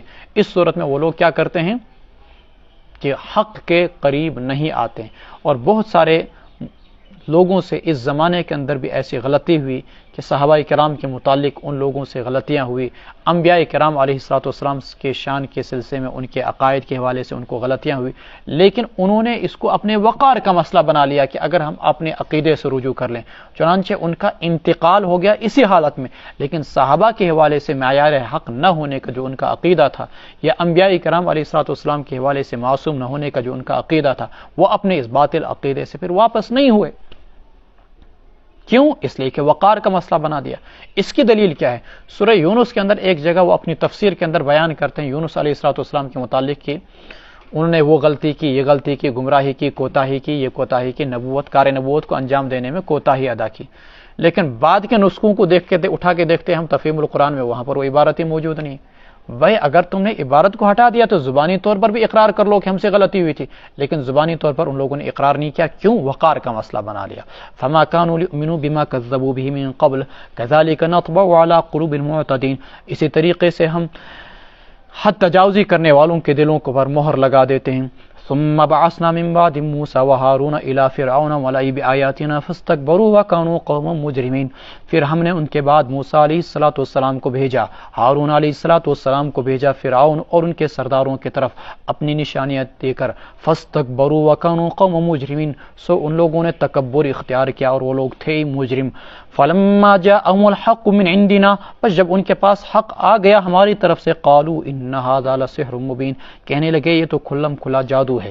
قال موسیٰ علیہ السلام نے کہا تقولون للحق، کیا تم حق کے متعلق کہتے ہو یہ جادو ہے جبکہ وہ تمہارے پاس آ گیا؟ لما جاءکم السحر هذا، کیا یہ جادو ہے؟ ولا يفلح الساحرون، حالانکہ جادو لوگ کامیاب نہیں ہوتے، جادوگر کامیاب نہیں ہوتے۔ قالوا اجئتنا، کہنے لگے کیا آپ آئے ہو ہمارے پاس، لتلفتنا، تاکہ آپ ہمیں ہٹا دو، عما وجدنا علیہ آباءنا، اس دین سے جس پر ہم نے اپنے آباء و اجداد کو پایا، وتکون لکم الکبریاء فی الارض، اور ہو جائے سرداری اور بڑائی تمہارے لیے زمین میں، وما نحن لکما بمؤمنین، اور ہم تو ہیں ہی نہیں تم پر ایمان لانے والے۔ ایک اور چیز، گمراہی سے روکنے والی دو چیزیں قرآن کریم نے یہاں پر بتائی۔ ایک یہ کہ آباء و اجداد کو کسی باطل نظریے پر پایا تو آباء و اجداد کی غلط تقلید اور غلط پیروی، اور اس پر ایسے ڈٹ گئے کہ چاہے کچھ بھی ہو جائے لیکن ماں باپ کے یا آباء و اجداد کے نقش قدم کو نہیں چھوڑنا ہے۔ یہ گمراہی کا ایک سبب۔ دوسرا سبب، کرسی کی فکر۔ یہ صرف حضرت موسیٰ علیہ السلام اور ہارون علیہ السلام پر یہ الزام نہیں لگایا گیا کہ تم اس لیے ہمیں دعوت دے رہے ہو کہ تم چاہتے ہو کہ تمہیں سرداری مل جائے، تم بڑے بن جاؤ، وَتَكُونَ لَكُمُ الْكِبْرِيَاءُ فِي الْأَرْضِ، یہ تو دیگر پیغمبروں پر بھی الزامات لگے۔ مثلا حضرت نوح علیہ السلام کو کہا گیا اچھا یہ دعوت اس لیے دے رہے ہیں کہ امشو سردار بنو، یرید ان یتفضل علیکم، وہ چاہتا ہے کہ تم پر برتری حاصل کرے۔ ان کو تو چھوڑیے، حضرت محمد رسول اللہ صلی اللہ علیہ وسلم کو کہا گیا ان ھذا الا شیء یراد، اچھا کہتے ہیں مطلب پت کرنا، امشو کہتے ہیں سردار بنو، یہ رسول اکرم صلی اللہ علیہ وسلم کو کہا گیا۔ حالانکہ پیغمبر کو کرسی یا اقتدار کی چاہت ہرگز نہیں ہوتی، پیغمبر تو صرف اللہ کی مخلوق کو جو اللہ سے کٹ چکی ہوتی ہے اس کو اللہ سے جوڑنے کے لیے آتے ہیں۔ تو حضرت موسیٰ علیہ السلام کو بھی کہا گیا یہ وَتَكُونَ لَكُمُ الْكِبْرِيَاءُ فِي الْأَرْضِ، اور تم یہ چاہتے ہو کہ تم کو سرداری مل جائے، یہ سرداری ہم تمہیں نہیں ملنے دیں گے۔ سورہ شناس نے ہمیشہ چاندس پٹھی نظر، تو اس لیے ان سرداروں کو بھی ہمیشہ صرف اپنی کرسی پہ نظر ہوتی ہے اور وہ ہر شخص کو اپنی زاویے سے دیکھتے ہیں۔ وَقَالَ فِرْعَوْنُ ائْتُونِي بِكُلِّ سَاحِرٍ عَلِيمٍ، اور فرعون نے کہا ائتونی بکل ساحر علیم، لے آؤ میرے پاس ہر ماہر جادوگر کو۔ فلما جاء السحرة، پس جب آئے جادوگر، قال لهم موسیٰ القوا ما انتم ملقون، موسیٰ علیہ السلام نے کہا ڈالو جو کچھ تمہیں ڈالنا ہے۔ فلما القوا، پس جب ان لوگوں نے ڈالا، قال موسیٰ ما جئتم به السحر، کیا ڈالا؟ عصیہم وحبالہم، پڑھ لیا آپ نے 19ویں سپارے میں، 9ویں سپارے میں، 16ویں سپارے میں۔ قال موسیٰ، تو موسیٰ علیہ السلام نے کہا ما جئتم بالسحر، جو کچھ کیا تم نے یہ جادو ہے، ان اللہ، جو کچھ تم نے لایا ہے یہ جادو ہے، ان اللہ سیبطل، اللہ ان قریب اس کو درہم برہم کر دیں گے، ان اللہ لا یصلح عمل المفسدین، اللہ تعالیٰ فسادیوں کا کام نہیں بننے دیتا، ویحق اللہ الحق بکلماتہ، اللہ تعالیٰ سچائی کو ثابت کر کے رکھیں گے اپنے حکم سے، ولو کرہ المجرمون، خواہ مجرموں کو کتنا ہی ناگوار کیوں نہ گزرے۔ قرآن نے یہاں پر صرف ہنٹ اور اشارہ دیا کہ کیا موسیٰ علیہ السلام کی قوم کے ساتھ واقعہ پیش آیا اور تفصیلات اس کے پیچھے گزر گئی۔ آگے فما آمن لموسى الا ذریۃ من قومه علی خوف من فرعون وملئهم ان یفتنهم، پس نہیں لایا موسیٰ علیہ السلام پر ایمان الا ذریۃ من قومه، مگر ان کی قوم کے کچھ جوانوں نے، علی خوف من فرعون، کیوں نہیں ایمان لا رہے تھے وہ؟ کہتے ہیں فرعون کے ڈر سے، وملئهم اور ان کے سرداروں کے ڈر سے، ان یفتنهم کہیں وہ ان کو تکلیف میں نہ پہنچائے، وان فرعون لعال فی الارض، اور فرعون تھا ہی زمین کے اندر طاقتور سرکش، وانه لمن المسرفین، اور وہ تھا ہی حد تجاوزی کرنے والوں میں سے۔ معلوم ہوا کہ انسان کو راہ حق سے روکنے کے لیے بہت سارے دیگر چیزوں کے ساتھ ساتھ ایک چیز یہ بھی بن جاتی ہے، اللہ کے راستے میں رکاوٹ بننے، جو رکاوٹیں بنتی ہیں، من جملہ ان رکاوٹوں میں سے ایک رکاوٹ بادشاہوں کا ڈر، حکمرانوں کا ڈر۔ اگر ہم نے حق کی راہ کو اپنایا تو ہمیں اس صورت کے اندر تہس نہس کر دیا جائے گا، ہمیں ستایا جائے گا، ہم کو تکلیف پہنچائی جائے گی۔ اس صورت کے اندر لوگوں کے ایمان نہ لانے کا گناہ جہاں لوگوں کو ہوگا وہیں ان بادشاہوں کو بھی ہوگا۔ کیوں؟ بادشاہوں نے جب ایمان نہیں لایا تو ان کی قوموں نے بھی ایمان نہیں لایا۔ الناس علی دین ملوکہم، عموماً لوگ اپنے بادشاہوں کے دین پر ہوتے ہیں۔ اللہ کے رسول علیہ الصلوۃ نے ہرقل کو جب خط لکھا تھا تو فرمایا تھا کہ تو ایمان لا، تیری وجہ سے تیری قوم بھی ایمان لائے گی، تجھے ان کا ثواب ملے گا، اور اگر تو نے ایمان نہیں لایا فعلیک اسم الیریسیین، تو ان اہل کتاب کے ایمان نہ لانے کا گناہ بھی تیرے سر ہی ہوگا۔ وَإِنَّهُ لَمِنَ الْمُسْرِفِينَ وَقَالَ مُوسَىٰ يَا قَوْمِ إِن كُنتُمْ آمَنتُم بِاللَّهِ، موسیٰ علیہ السلام نے کہا اے میری قوم، اگر تم نے اللہ پر ایمان لایا، فَعَلَيْهِ تَوَكَّلُوا، تو سو اللہ ہی پر بھروسہ کرو، إِن كُنتُم مُسْلِمِينَ، اگر تم مسلمان ہو۔ فَقَالُوا عَلَى اللَّهِ تَوَكَّلْنَا، انہوں نے کہا کہ ہمارا اللہ ہی پر بھروسہ ہے۔ رَبَّنَا لَا تَجْعَلْنَا فِتْنَةً لِلْقَوْمِ الظَّالِمِينَ، اے اللہ ہمیں ظلم کرنے والوں کا تختہ مشق نہ بنائیے۔ وَنَجِّنَا بِرَحْمَتِكَ مِنَ الْقَوْمِ الْكَافِرِينَ، اور اپنی رحمت سے ہمیں کافر لوگوں سے بچائیے۔ وَأَوْحَيْنَا إِلَى مُوسَىٰ وَأَخِيهِ أَن تَبَوَّآ لِقَوْمِكُمَا بِمِصْرَ بُيُوتًا وَاجْعَلُوا بُيُوتَكُمْ قِبْلَةً وَأَقِيمُوا الصَّلَاةَ وَبَشِّرِ الْمُؤْمِنِينَ، اور ہم نے وہی کی موسیٰ علیہ السلام سے اور ان کے بھائی سے، ان تبوّآ، کہ تم اپنی قوم کے لیے مصری کے اندر گھر بناؤ، چند گھروں کو مقرر کرو، وَجَعَلُوا بُيُوتَكُمْ قِبْلَةً، اور اپنے گھروں کو قبلہ رخ بناؤ، وَأَقِيمُوا قبلہ رخ بناؤ، وَأَقِيمُوا الصَّلَاةَ، اور نماز قائم کرو، وَبَشِّرِ الْمُؤْمِنِينَ، اور مومنوں کو خوشخبری سنا دیجئے۔ یہاں اوپر سے کر نیچے تک جب آپ ظلم و بربریت کے ماحول کے اندر پس رہے ہوں تو اس صورت کے اندر اللہ تعالیٰ نے ان آیات میں ہم کو سبق دیا کہ بھروسہ اللہ کی ذات پر، علی اللہ توکلنا۔ نیز اس دعا کا مستقل اہتمام، ربنا لا تجعلنا فتنۃ للقوم ونجنا برحمتک من اس دعا کا ہر مسلمان کو اس دور کے اندر دنیا میں ہر جگہ اہتمام ہونا چاہیے۔ وَأَوْحَيْنَا، پچھلی قوموں کے لیے یہ حکم تھا کہ وہ نمازوں کو مسجد کے سوا زمین پر کہیں بھی نہیں پڑھ سکتے تھے، گھروں میں کہیں بھی نہیں پڑھ سکتے تھے۔ اس امت پر اللہ تبارک و تعالیٰ کا یہ احسان ہوا کہ جو اس امت کی خصوصیتیں ہیں ان خصوصیتوں میں سے یہ بھی ہے، جہاں تم چاہو نماز پڑھو، جہاں تم چاہو نماز پڑھو، روئے زمین پر، گھر میں پڑھو یا مسجد میں پڑھو۔ اور نماز کا مسجد کے اندر پڑھنا واجب علی الکفایہ ہے، یعنی اگر کوئی بھی شخص مسجد کے اندر نماز نہ پڑھے تو ساری کے ساری بستی گنہگار ہو جائے گی، لیکن بلا ضرورت مسجد کو چھوڑ کر گھروں میں نماز پڑھنا یہ گنہگار ہونے کا باعث ہے، اس پر وعید آئی۔ یہ تو فرائض کی بات ہوئی، لیکن نوافل اور سنتوں کے بارے میں افضل یہ ہے کہ ان کو گھروں کے اندر تنہائیوں میں پڑھا جائے تاکہ زیادہ خشوع و خضوع حاصل ہو۔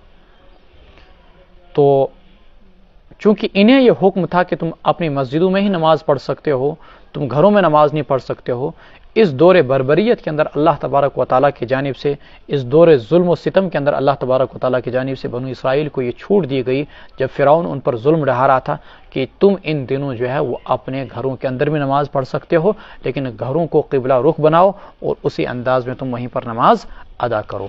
وقال موسیٰ ربنا انك آتیت فرعون وملأه زینة واموالا فی الحیاة الدنیا، موسیٰ علیہ السلام نے کہا اے ہمارے رب، انك آتیت فرعون وملأه، آپ نے فرعون اور اس کے سرداروں کو دی، زینة سامان رونق و آرائش، واموالا اور دولت دنیاوی زندگی کے اندر، ربنا لیضلوا عن سبیلک، ہمارے رب لیضلوا عن سبیلک، نتیجہ یہ نکل رہا ہے کہ وہ لوگوں کو آپ کی راہ سے گمراہ کر رہے ہیں.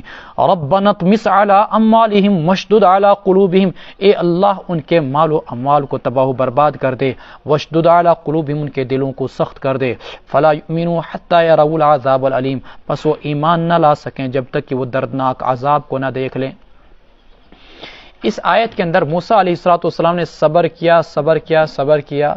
جب ان کی سرکشی ختم ہی نہیں ہونے لگی، فائنلی حضرت موسیٰ علیہ السلام نے ان کے لیے بد دعا کی. جب وہ ظلم و ستم کے تمام تر حدیں انہوں نے کراس کر لی تو موسیٰ علیہ السلام نے دعا کی، کیا میرے مولا ان کی گمراہی کا سبب ان کی دولت ہے، ان کا سونا چاندی ہے، ان کی دولت اور ان کی رونق کو اور ان سامان آرائش کو تو تباہ و برباد کر کے رکھ دے. چنانچہ حضرت ابن عباس رضی اللہ تعالیٰ عنہ کی روایت ہے کہ ان کے سونے اور چاندی کو باضابطہ پتھروں کے اندر تبدیل کر دیا گیا.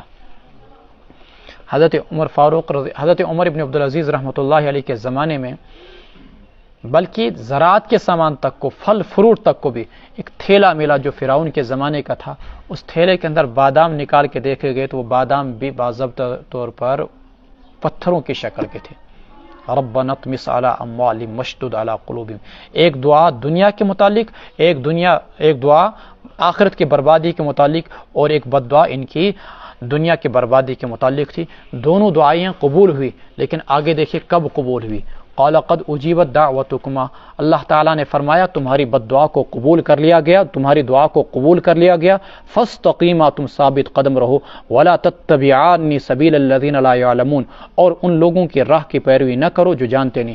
روایت میں آتا 40 سال کے بعد حضرت موسیٰ علیہ السلام کی بد دعا قبول ہوئی. حضرت موسیٰ علیہ السلام کی دعا 40 سال کے بعد بد دعا قبول ہوئی. اس لیے یہ انتظار میں رہے انسان کہ آج دعا کی تو کل ہی ہو جائے گی قبول. کبھی کبھی دعا کی قبولیت کو طویل عرصے بھی محسوس ہوتے ہیں. اس کے بعد بھی موسیٰ علیہ السلام 40 سال تک ان کے درمیان رہے اور دعوت و تبلیغ کا فریضہ انجام دیتے رہے. دعا تو صرف حضرت موسیٰ علیہ السلام نے کی تھی، جبکہ قرآن نے تثنیہ کا صیغہ استعمال کیا. اجیبت دعوتکما، تم دونوں کی دعا قبول کر لی گئی. کیوں؟ حضرت ہارون علیہ السلام بھی آمین کہہ رہے تھے. معلوم ہوا کہ جیسے موسیٰ علیہ السلام کے بول دعا ہیں، ایسے حضرت ہارون کی آمین بھی دعا ہے. تو اب آمین دعا ہوئی. جب آمین دعا ہوئی تو قرآن نے دعا کے متعلق اصول بتایا ہے. ادعوا ربکم تضرعا وخفیہ، اپنے رب سے دعا کرو آہستہ آہستہ اور چپکے چپکے. وہ ان تو آمین چھ زور ونون کہ لوت ونون. قرآن کی اس آیت سے یہاں پر قرآن نے کہا اجیبت دعوتکما.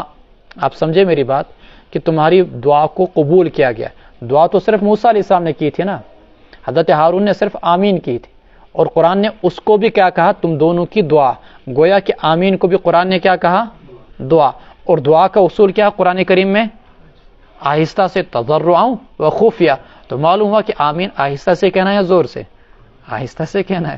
فاستقیما ولا تتبعانی. لیکن اس میں بھی لوگ غلو میں مبتلا ہو گئے. ایک جماعت نے اتنا زور سے کہنا شروع کیا جتنا کہ شریعت کے اندر ثابت نہیں تھا، اس کو آمین بالجہر کے بجائے آمین بالکریک بنا دیا. اور دوسری جماعت نے اتنا غلو کیا کہ انہوں نے آہستہ کہنے کے بجائے آمین کہنا ہی چھوڑ دیا. یہ بھی غلو کی روایت، وہ بھی غلو کا طریقہ.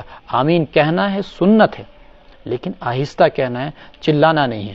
وجاوزنا ببنی اسرائیل البحر فاتبعهم فرعون وجنوده بغیا وعدوا، اور ہم نے بنو اسرائیل کو دریا کا پار کرایا. فاتبعهم، ان کے پیچھے ہو لیا فرعون اور اس کا لشکر، بغیا وعدوا، ظلم و زیادتی کے ارادے سے.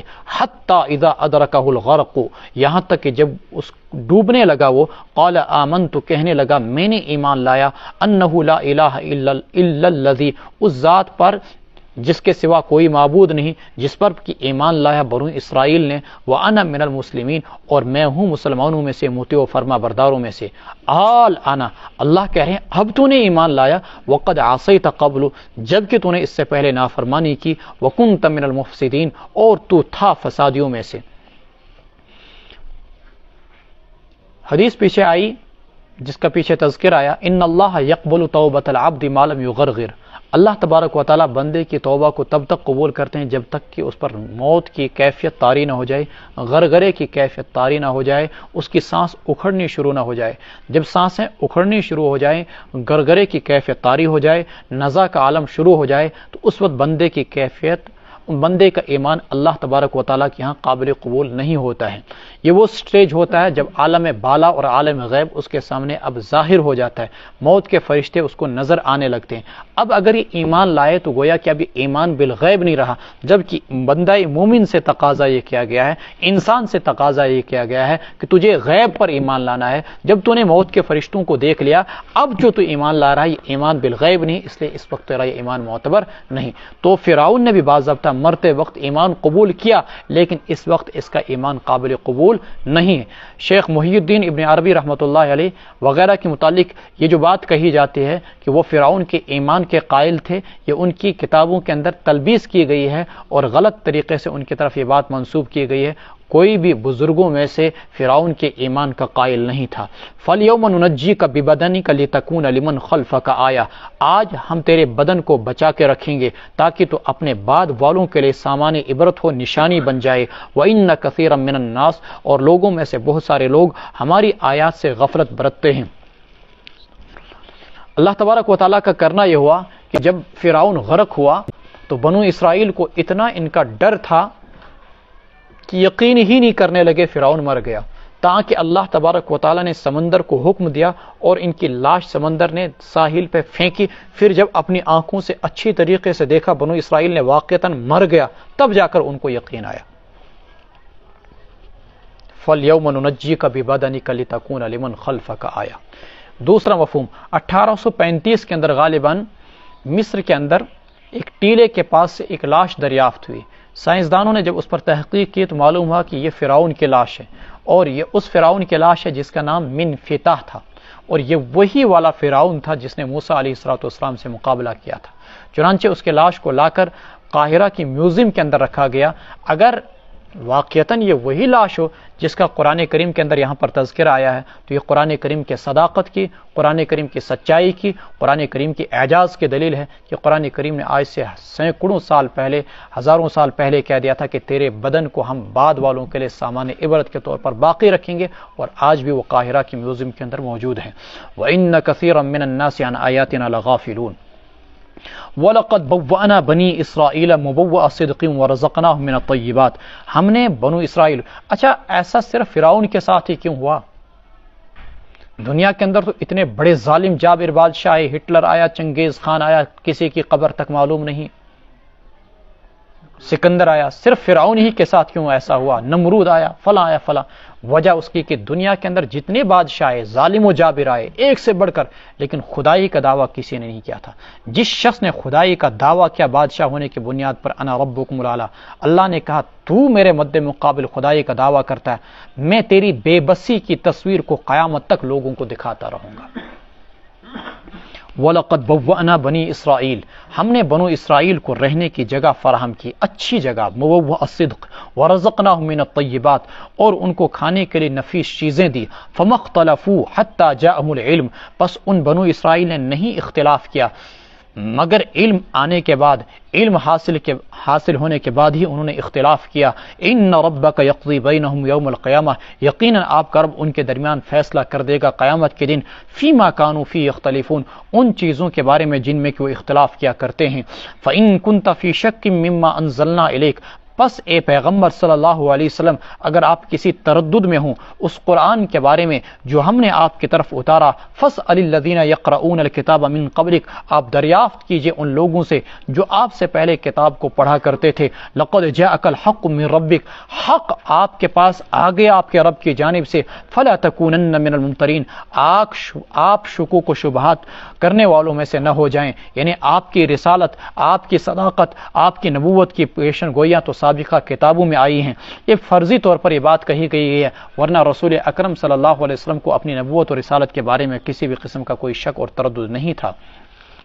ولا تکونن من الذین کذبوا، اور آپ ہرگز ان لوگوں میں سے نہ بنیں جنہوں نے کہ اللہ کی آیات کو جھٹلایا، فتکون من الخاسرین، فس وہ ہو جائیں گے آپ نقصان اٹھانے والوں میں سے۔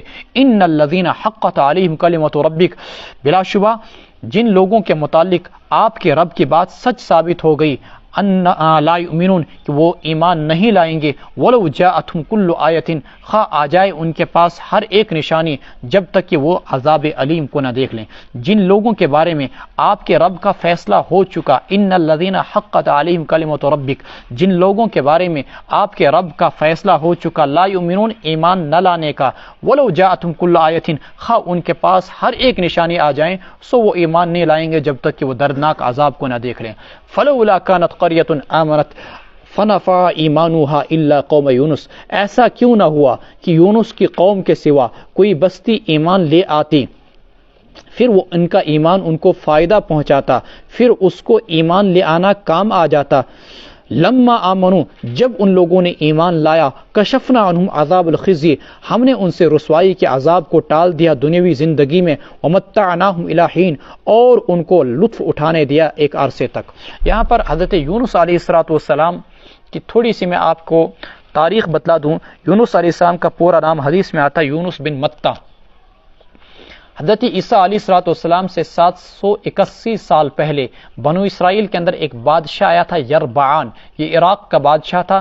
عراق کے اندر اس زمانے میں ایک سٹیٹ تھی نینوا، اس سٹیٹ کے اندر ایک شہر تھا موصل، جہاں پر 1,20,000 کی آبادی تھی۔ یہاں کے لوگ بت پرستی وغیرہ میں مبتلا ہو گئے، تو اللہ تبارک و تعالیٰ نے ان کی رہبری اور رہنمائی کے لیے ایک پیغمبر کو جو انہی کے درمیان سے پیدا ہوا تھا، یونس علیہ السلام، مبعوث کیا۔ یونس علیہ السلام کے بارے میں چونکہ احادیث میں قرآن میں زیادہ تفصیلات نہیں آتی، اس لیے میں مختصر سی تفصیل آپ کے سامنے بیان کر رہا ہوں۔ 9 سال تک حضرت یونس علیہ السلام ان کے ایک گروہ کو ایمان کی دعوت دیتے رہے اور ان کو کفر و شرک سے روکنے کی کوششیں کرتے رہے، لیکن یہ لوگ نہ مانے۔ چنانچہ فائنلی حضرت یونس علیہ السلام نے ان کو اللہ کے عذاب کے آنے کی دھمکی دی کہ عنقریب اللہ کا عذاب تم پر آیا ہی چاہتا ہے۔ کچھ روایات میں آتا 40 دن کی مہلت دی گئی، اور کچھ روایات میں آتا 3 دن کی مہلت دی گئی۔ اللہ تبارک و تعالیٰ نے حضرت یونس علیہ السلام کو کہا کہ جب عذاب آئے گا تو تم بستی کو چھوڑ کر چلے جانا۔ چنانچہ حضرت، یا کچھ روایات میں آتا ہے کہ 3 دن گزر گئے اور حضرت یونس علیہ السلام بستی کو چھوڑ کر چل دیے۔ اب یونس علیہ السلام جب بستی چھوڑ کر چل گئے تو ادھر سے بستی والوں کو اللہ تبارک و تعالیٰ نے عذاب کے آثار، عذاب کی علامتیں بھیجی۔ جب انہوں نے عذاب کی علامتوں کو دیکھا تو یہ سب کے سب توبہ کے لیے میدان کی طرف دوڑ پڑے۔ یونس علیہ السلام کو ڈھونڈا، وہ کہیں نہ ملے، چونکہ وہ بستی چھوڑ کر پہلے ہی نکل چکے تھے۔ اب ان لوگوں نے گھروں سے بچوں کو نکالا، عورتوں کو نکالا، جانوروں کو نکالا، اور سب نے اللہ تبارک و تعالیٰ کی بارگاہ میں آہوزاری شروع کی۔ جب بچوں کو ماؤں سے جدا کیا گیا، جانوروں کو بھی ان کی ماؤں سے جدا کیا گیا، ایک کوہرام کا عالم بپا ہو گیا، آسمان و زمین کے درمیان چیخ و پکار شروع ہو گئی، اور اللہ تبارک تعالیٰ سے رو رو کر، گڑ گڑا کر اتنی دعائیں کی کہ اگر کسی کا کسی پر کوئی حق تھا وہ حق بھی ادا کر دیا۔ یہاں تک آتا تفاسیر کے اندر اگر کسی نے اپنے مکان کے اندر کسی کی کوئی اینٹ یا پتھر لگایا تھا، وہ پتھر نکال کے پھینک دیا، واپس کر دیا اس کا حق اس کو۔ اس طریقے سے جب انہوں نے توبہ کی تو اللہ تبارک و تعالیٰ نے ان کی توبہ کو قبول کیا۔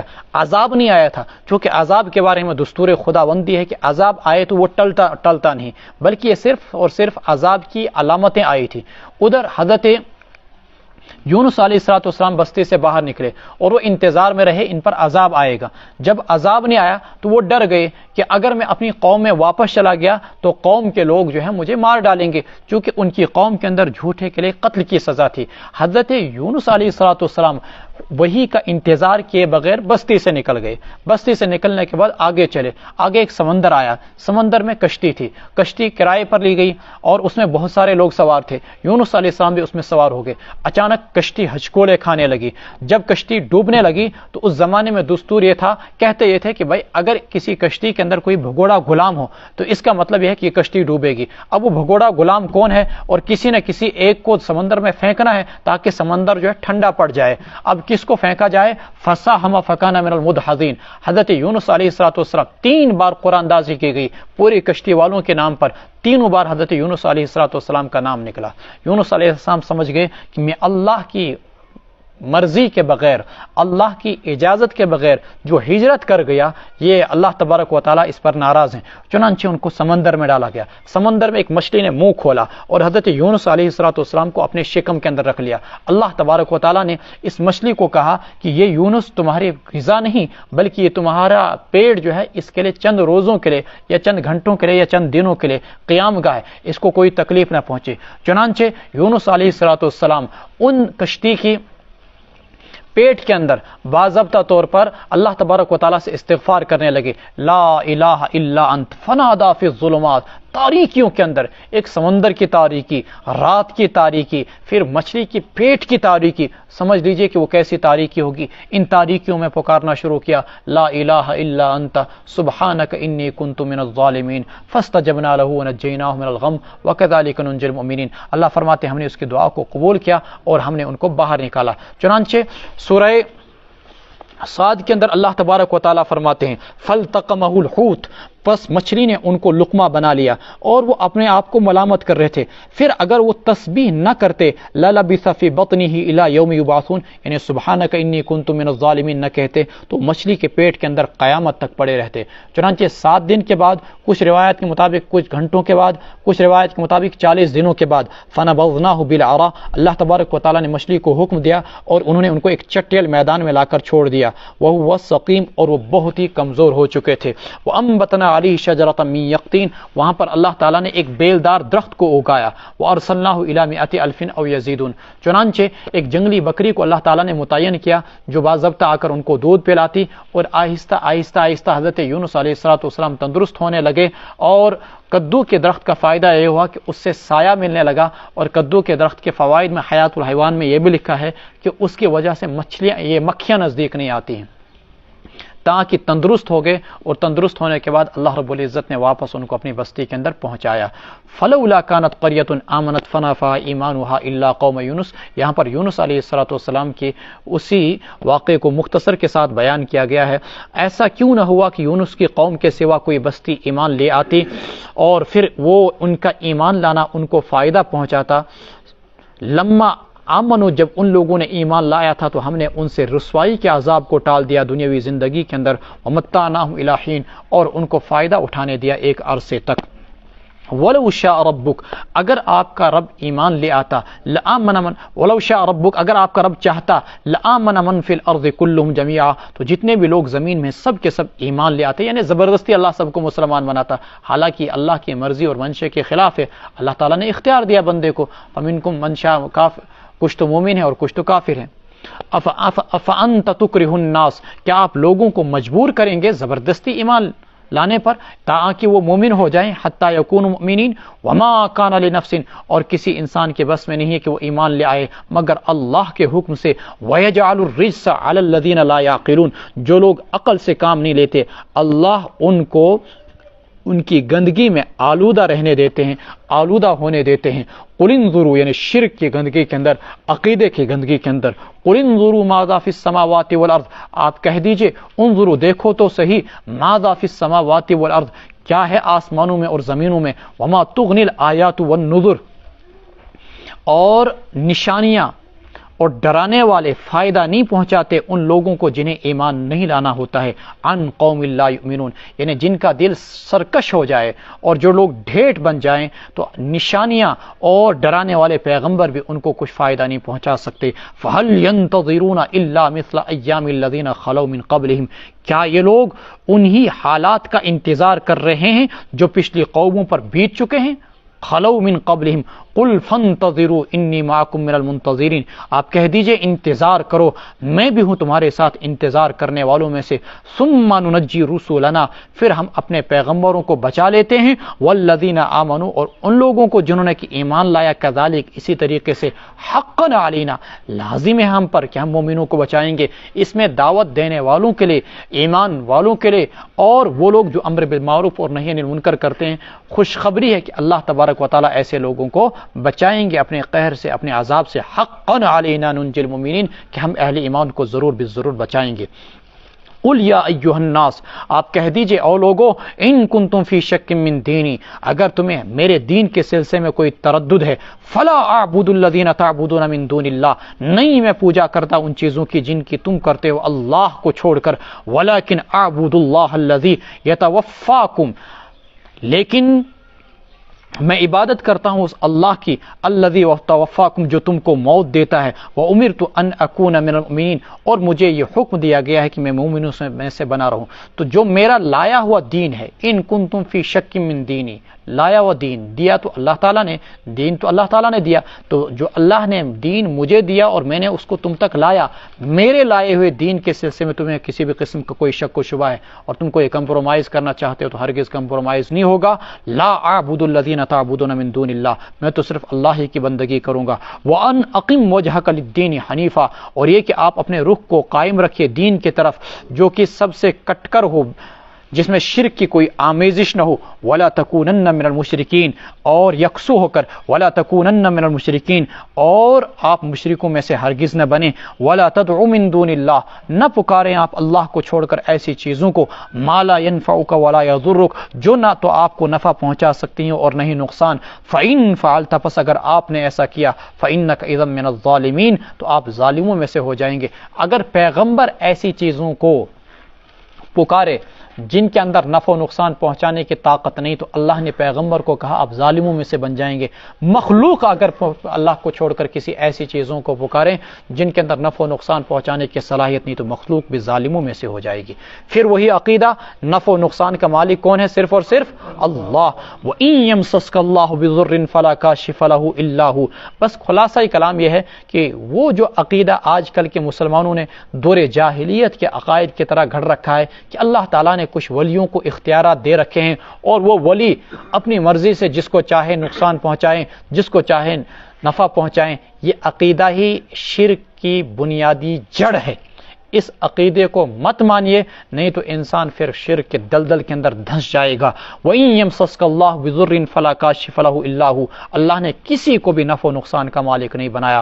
وَإِن يَمْسَسْكَ اللَّهُ، اور اگر اللہ آپ کو نقصان سے دوچار کرے، فَلَا كَاشِفَ لَهُ إِلَّا هُوَ، نہیں ہے اس نقصان کو آپ سے دور کرنے والا مگر صرف اللہ ہی، إِلَّا هُوَ تاکید ہے، صرف اللہ ہی، اللہ کے سوا کوئی نہیں۔ وَإِن يُرِدْكَ بِخَيْرٍ فَلَا رَادَّ لِفَضْلِهِ، اور اگر اللہ آپ پر مہربانی فرمانا چاہیں تو اس مہربانی کو اللہ کے سوا کوئی روکنے والا نہیں، اللہ کے مہربانی کو کوئی بھی روکنے والا نہیں۔ يُصِيبُ بِهِ مَن يَشَاءُ مِنْ عِبَادِهِ، اللہ جس تک چاہتے ہیں اپنی مہربانی کو پہنچاتے ہیں، وَهُوَ الْغَفُورُ الرَّحِيمُ، اللہ تبارک و تعالی بخشنے والے ہیں، مہربان ہیں، جس پر چاہیں مہربانی فرمائیں۔